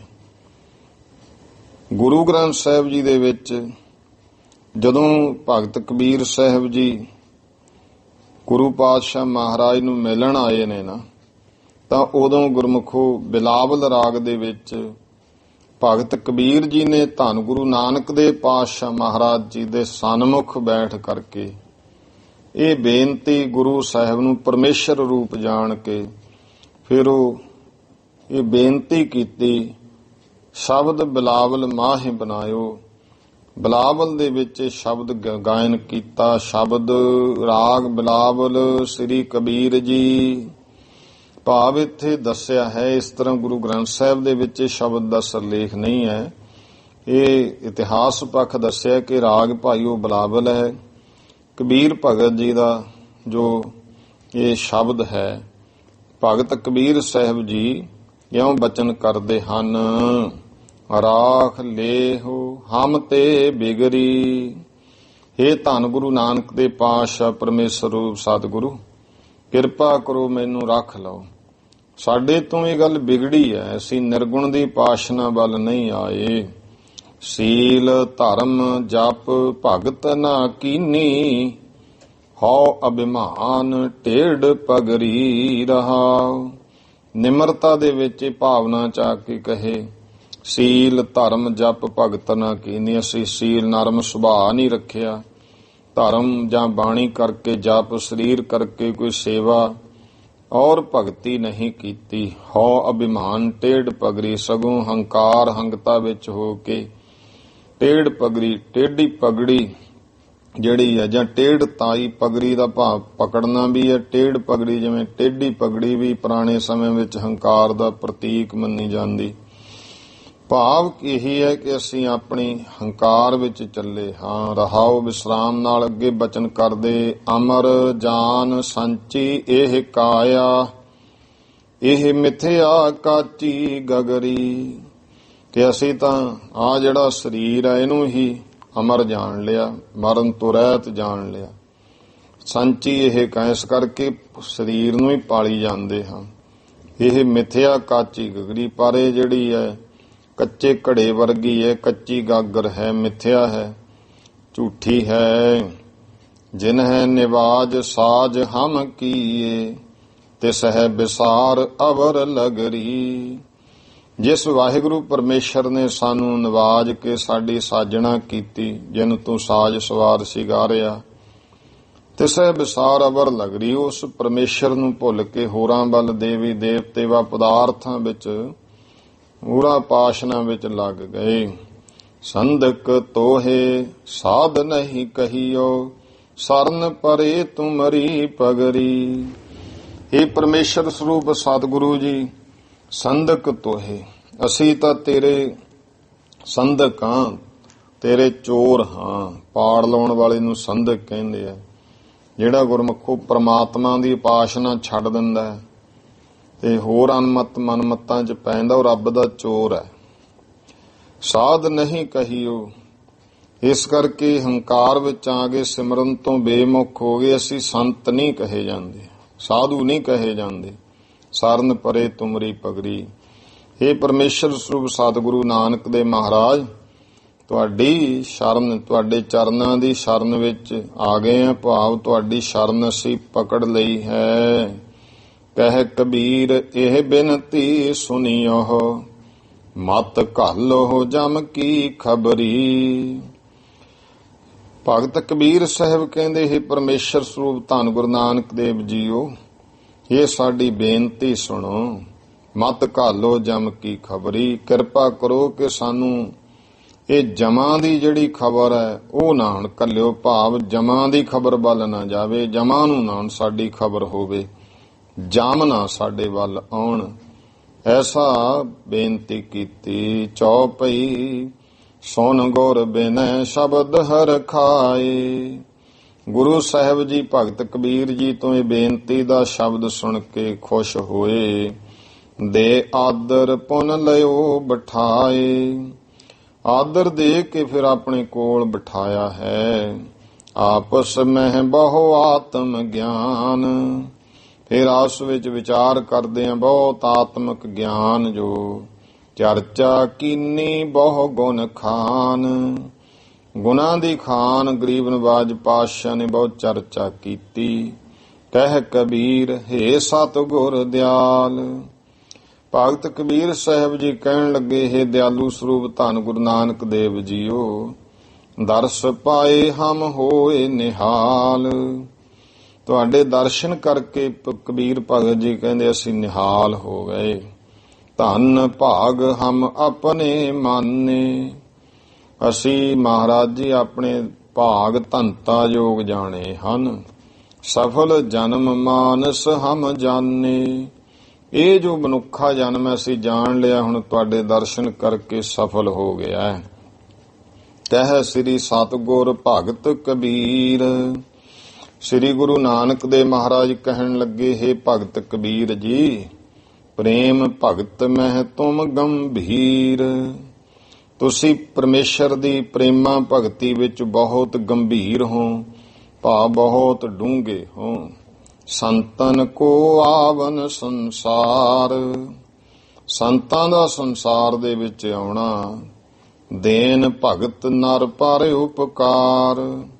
ਲੋਕਾਂ ਦੇ ਉੱਤੇ ਭਗਤੀ ਕਰਾ ਕੇ ਲੋਕਾਂ ਤੋਂ ਉਹਨਾਂ ਤੇ ਪਰਉਪਕਾਰ ਕਰਨ ਵਾਸਤੇ ਭਗਤੀ ਉਪਦੇਸ਼ ਦੇਣ ਲਈ ਆਉਂਦੇ। ਇਤਨੇ ਮਹਿਗਨ ਪੰਡਤ ਆਏ। ਇੰਨੇ ਨੂੰ ਹੋਰ ਬਹੁਤ ਪੰਡਤ ਵੀ ਮਹਾਰਾਜ ਕੋਲ ਆ ਗਏ। ਸਤਿਗੁਰੂ ਸੋ ਬਹੁ ਪ੍ਰਸ਼ਨ ਕਰਾਏ। ਉਹਨਾਂ ਨੇ ਫਿਰ ਆ ਕੇ ਮਹਾਰਾਜ ਨਾਲ ਚਰਚਾ ਕੀਤੀ, ਬਹੁਤ ਪ੍ਰਸ਼ਨ ਕੀਤੇ। ਸਭ ਪ੍ਰਸ਼ਨਨ ਕੇ ਉੱਤਰ ਹੇਤ। ਸਾਰੇ ਪ੍ਰਸ਼ਨਾਂ ਦੇ ਉੱਤਰ ਦੇਣ ਦੇ ਵਾਸਤੇ ਚਤਰ ਸ਼ਲੋਕ ਰਚੇ ਸੁਖ ਕੇਤ।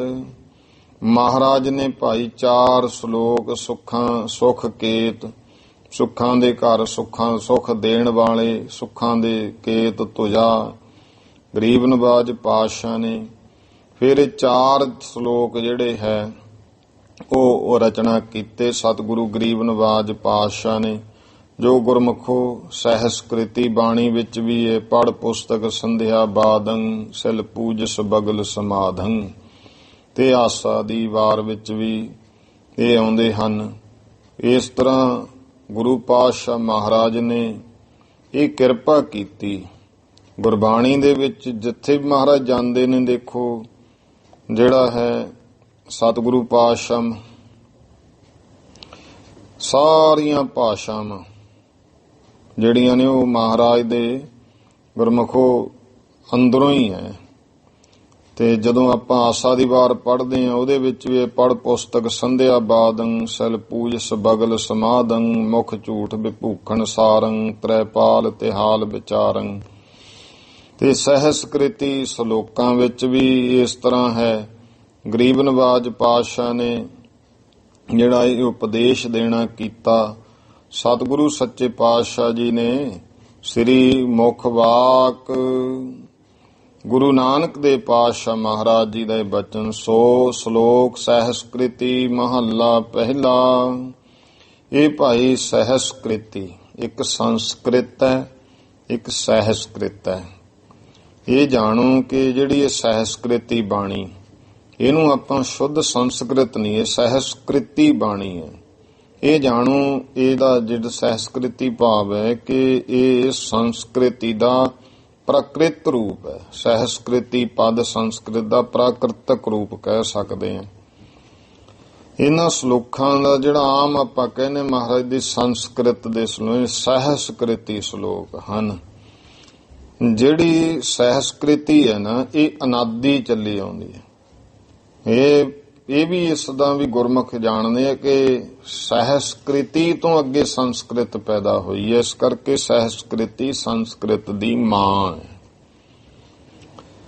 ਸਹਿਸਕ੍ਰਿਤੀ ਤੋਂ ਸੰਸਕ੍ਰਿਤ ਭਾਸ਼ਾ, ਇਹ ਪ੍ਰਾਕ੍ਰਿਤ ਦੇਸ਼ ਭਾਸ਼ਾ। ਸਹਿਸਕ੍ਰਿਤੀ ਪਰਿਆਏ, ਜਿਵੇਂ ਹੁਣ ਆਪਾਂ ਅਰਬੀ ਤੇ ਫਾਰਸੀ ਹੈ ਤਾਂ ਮਿਲਵੀਆਂ ਹੀ, ਪਰ ਜਿਹੜੇ ਸਿਆਣੇ ਪੁਰਸ਼ ਜਾਣਦੇ ਨੇ ਥੋੜਾ ਜਿਹਾ ਫਰਕ ਹੈ ਅਰਬੀ ਤੇ ਫਾਰਸੀ ਵਿੱਚ।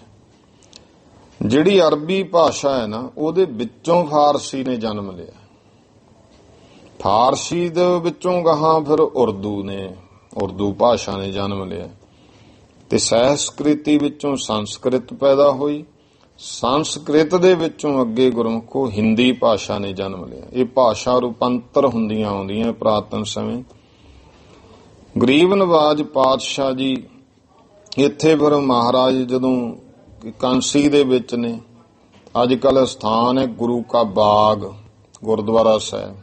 10ਵੇਂ ਪਾਤਸ਼ਾਹ ਮਹਾਰਾਜ ਵੀ ਬਾਲਕ ਰੂਪ ਦੇ ਵਿੱਚ ਉੱਥੇ ਪਹੁੰਚੇ ਸੀ। ਇਹ ਕਾਂਸੀ ਦੇ ਵਿਦਵਾਨ ਸਨ, ਜਿਨ੍ਹਾਂ ਵਿੱਚ ਇੱਕ ਗੋਪਾਲ ਦੱਤ ਨਾਂ ਦਾ ਬਹੁਤ ਵੱਡਾ ਪੰਡਤ ਵਿਦਵਾਨ ਸੀ। ਵੇਦਾਂ ਦੇ ਖਾਟੰਗ ਵੇਦ, 18 ਪ੍ਰਾਣ ਸ਼ਾਸਤਰ, 27 ਸਿਮਰਤੀਆਂ, ਉਪਨਿਸ਼ਦਾਂ ਇੱਥੇ ਬਹੁਤ ਉਹਨੇ ਅਧਿਐਨ ਕੀਤਾ ਹੋਇਆ ਸੀ।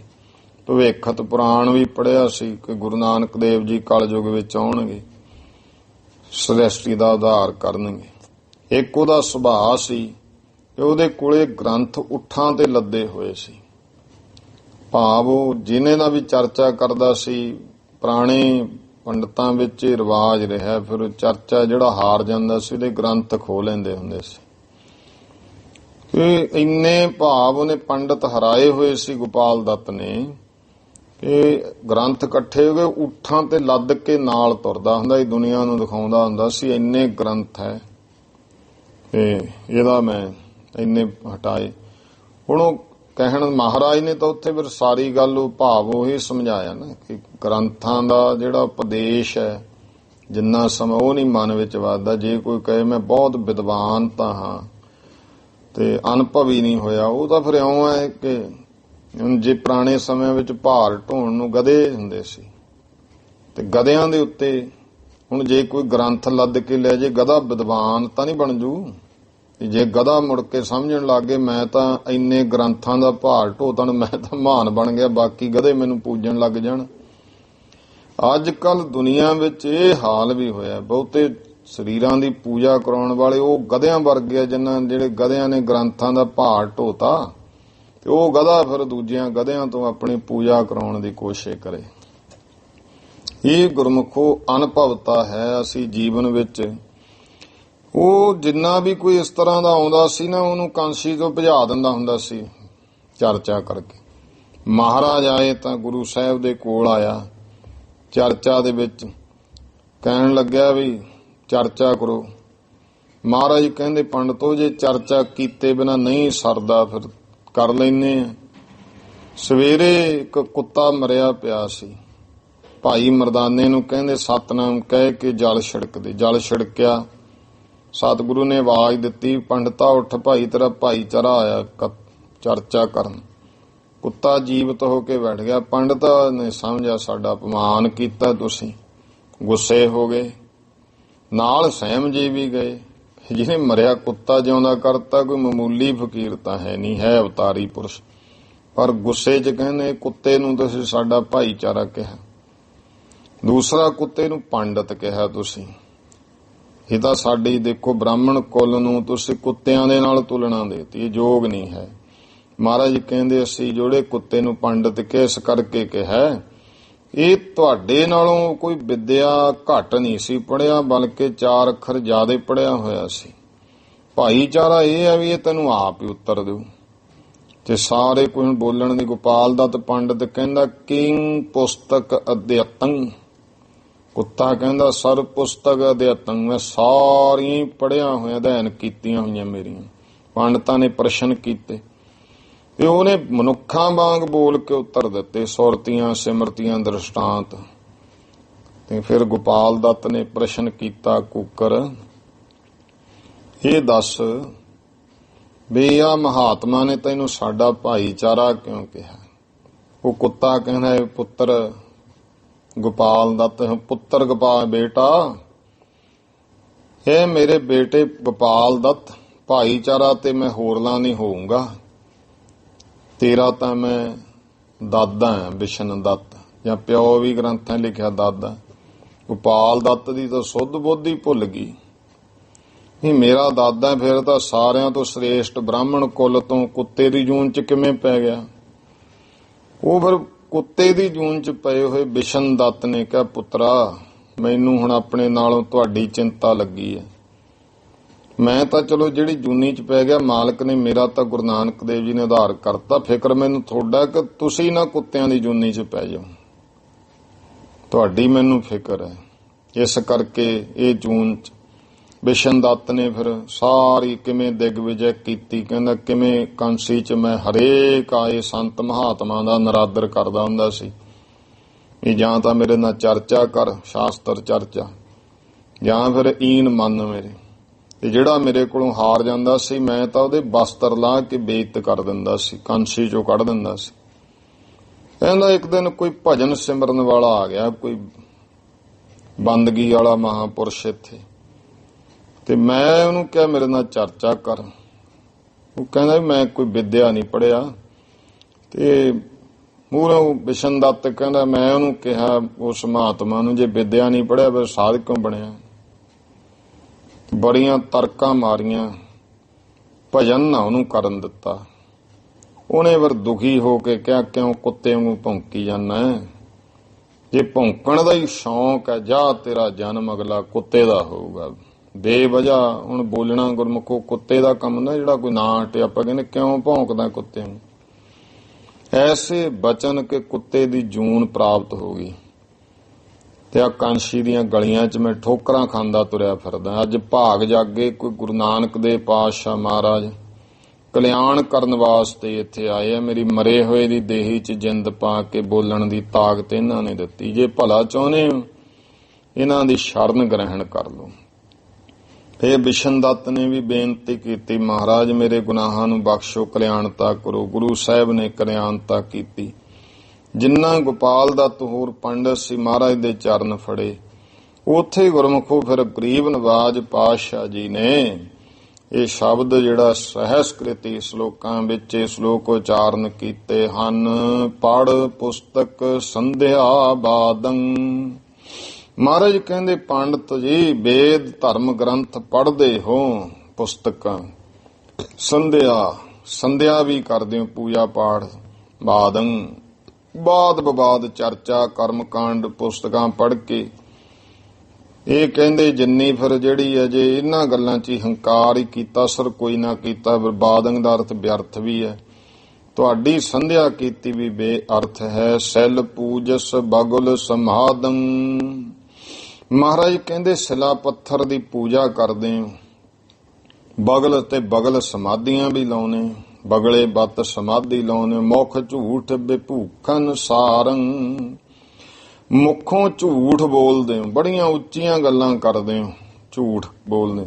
ਬਿਭੂਖਨ ਸਾਰੰ, ਪਰ ਉਹਨਾਂ ਨੂੰ ਨਾ ਗਹਿਣੇ ਬਹੁਤ ਚੰਗੇ ਪਾਉਣੇ। ਕਹਿਣ ਦਾ ਢੰਗ ਤੁਹਾਡਾ ਏਡਾ ਕਿ ਜਿਵੇਂ ਕਿਸੇ ਨੂੰ ਸਜਾ ਕੇ ਗਹਿਣਿਆਂ ਵਾਂਗੂ ਬਣਾ ਬਣਾ ਕੇ, ਸੱਚ ਬਣਾ ਬਣਾ ਕੇ ਤੁਸੀਂ ਦਿਖਾਉਨੇ। ਤ੍ਰੈਪਾਲ ਤਿਹਾਲ ਵਿਚਾਰੰ। ਤ੍ਰੈਪਾਲ ਤਿੰਨ ਲੋਕਾਂ ਦਾ ਜਿਹੜਾ ਪਾਲਣਹਾਰਾ ਹੈ ਪੰਡਤ। ਤਿਹਾਲ ਵਿਚਾਰੰ, ਉਹ ਤੁਹਾਡੇ ਹਾਲ ਨੂੰ ਉਹ ਸਾਰਾ ਵਿਚਾਰਦਾ, ਸਾਰੀਆਂ ਕਰਤੂਤਾਂ ਵੇਖਦਾ। ਦੂਜਾ ਅਰਥ ਤ੍ਰੈਪਾਲ ਤਿਹਾਲ ਵਿਚਾਰੰ, 3 ਪਾਲਾਂ ਵਾਲੀ 24 ਅੱਖਰਾਂ ਵਾਲੀ ਗਾਇਤਰੀ ਤਿੰਨਾਂ ਕਾਲਾਂ ਵਿੱਚ ਉਹਨੂੰ ਵੀ ਤੁਸੀਂ ਵਿਚਾਰਦੇ ਹੋ। ਜਾਂ ਭਾਈ 3 ਵੇਲੇ ਤਰਲੋਕੀ ਪਾਲਕ ਪਰਮੇਸ਼ਰ ਸਾਰਿਆਂ ਦੀਆਂ ਸੁਖੋਬਤਾਂ ਵਿਚਾਰਦਾ ਹੈ। ਗਲ ਮਾਲਾ ਤਿਲਕ ਲਿਲਾਟੰ, ਗਲ ਚ ਮਾਲਾ ਵੀ ਪਾਉਣੇ, ਰਾਖ ਤੁਲਸੀ ਵਗੈਰਾ ਵਗੈਰਾ, ਤੇ ਮੱਥੇ ਤੇ ਤਿਲਕ ਲਾਉਂਦੇ ਹੋ। ਦੋਏ ਧੋਤੀ ਬਸਤਰ ਕਪਾਟੰ, 2 ਧੋਤੀਆਂ ਰੱਖਦੇ ਹੋ। ਬਸਤਰ ਕਪਾਟੰ, ਤੇ ਰੇਸ਼ਮੀ ਜਿਹੜੇ ਬਸਤਰ ਉਹ ਵੀ ਜਿਹੜੇ ਹੈ ਉਹ ਵੀ ਮੱਥੇ ਤੇ ਰੱਖਦੇ ਹੋ ਕਿ 10ਵੇਂ ਦੁਆਰ ਦੇ ਵਿੱਚ ਗਰਮੈਸ਼ ਨਾ ਪੈਦਾ ਹੋ ਜੇ। ਜੋ ਜਾਣਸ ਬ੍ਰਹਮੰ ਕਰਮੰ, ਸਭ ਫੋਕਟ ਨਿਸ਼ਚੈ ਕਰਮੰ। ਜੋ ਪਰਮੇਸ਼ਰ ਵਾਹਿਗੁਰੂ ਹੈ ਨਾ, ਜੋ ਜਾਣਸ, ਜਿਹੜਾ ਭਾਈ ਬ੍ਰਹਮ ਦੇ ਕਰਮ ਨੂੰ ਜਾਣ, ਬ੍ਰਹਮ ਦੀ ਪ੍ਰਾਪਤੀ ਦੇ ਨਿਸ਼ਕਾਮ ਕਰਮਾਂ ਨੂੰ ਜਾਣ ਲੈਂਦਾ ਹੈ। ਸਭ ਫੋਕਟ ਨਿਸ਼ਚੈ ਕਰਮੰ, ਉਹਦੇ ਲਈ ਇਹ ਜਾਣੋ ਕਿ ਨਿਸ਼ਚੈ ਸਹਿਤ ਉਹ ਗਿਆਨਵਾਨ ਪੁਰਸ਼ ਲਈ ਐਸੇ ਕਰਮ ਜਿਹੜੇ ਤੁਸੀਂ ਕਰਦੇ ਹੋ ਸਾਰੇ ਫਿਰ ਫੋਕੇ ਬਣ ਜਾਂਦੇ ਆ, ਕਰਮ ਕਾਂਡ ਬਣ ਜਾਂਦੇ ਆ। ਕਹੋ ਨਾਨਕ ਨਿਸ਼ਚਉ ਧਿਆਵੈ। ਸ੍ਰੀ ਗੁਰੂ ਨਾਨਕ ਦੇਵ ਮਹਾਰਾਜ ਬਚਨ ਕਰਦੇ, ਜੋ ਨਿਸ਼ਚੇ ਸਹਿਤ ਪਰਮੇਸ਼ਰ ਨੂੰ ਧਿਆਉਂਦਾ ਹੈ, ਬਿਨ ਸਤਿਗੁਰ ਬਾਟ ਨਾ ਪਾਵੇ। ਬਿਨਾਂ ਸਤਿਗੁਰੂ ਤੋਂ ਪਰਮੇਸ਼ਰ ਦੀ ਪ੍ਰਾਪਤੀ ਭਗਤੀ ਗਿਆਨ ਦਾ ਰਸਤਾ ਨਹੀਂ ਪਾ ਸਕਦਾ ਹੈ। ਇਹ ਜਿਹੜੇ ਸ਼ਲੋਕ ਮਹਾਰਾਜ ਨੇ ਉਚਾਰਨ ਕੀਤੇ ਹੈ, ਇਹ ਗੁਰਮੁਖੋ ਆਪਾਂ ਬਾਕੀ ਵਿਚਾਰ ਕੱਲ ਦੇ ਸਮੇਂ ਵਿੱਚ ਇੱਥੋਂ ਹੀ ਕਰਾਂਗੇ। ਹੁਣ ਟਾਈਮ ਹੋ ਗਿਆ ਹੈ ਸਮਾਪਤੀ ਦਾ। ਭੁੱਲ ਚੁੱਕ ਦੀ ਖਿਮਾ ਸਰਬੱਤ ਮਾਈ ਭਾਈ। ਉਚਾਰਨ ਕਰੋ ਜੀ। ਵਾਹਿਗੁਰੂ ਨਾਮ ਜਹਾਜ ਹੈ, ਚੜੇ ਸੋ ਉਤਰੇ ਪਾਰ। ਜੋ ਸ਼ਰਧਾ ਕਰ ਸੇਵੰਦੇ, ਗੁਰ ਪਾਰ ਉਤਾਰਨ ਹਾਰ। ਵਾਹਿਗੁਰੂ ਜੀ ਕਾ ਖਾਲਸਾ, ਵਾਹਿਗੁਰੂ ਜੀ ਕੀ ਫਤਿਹ।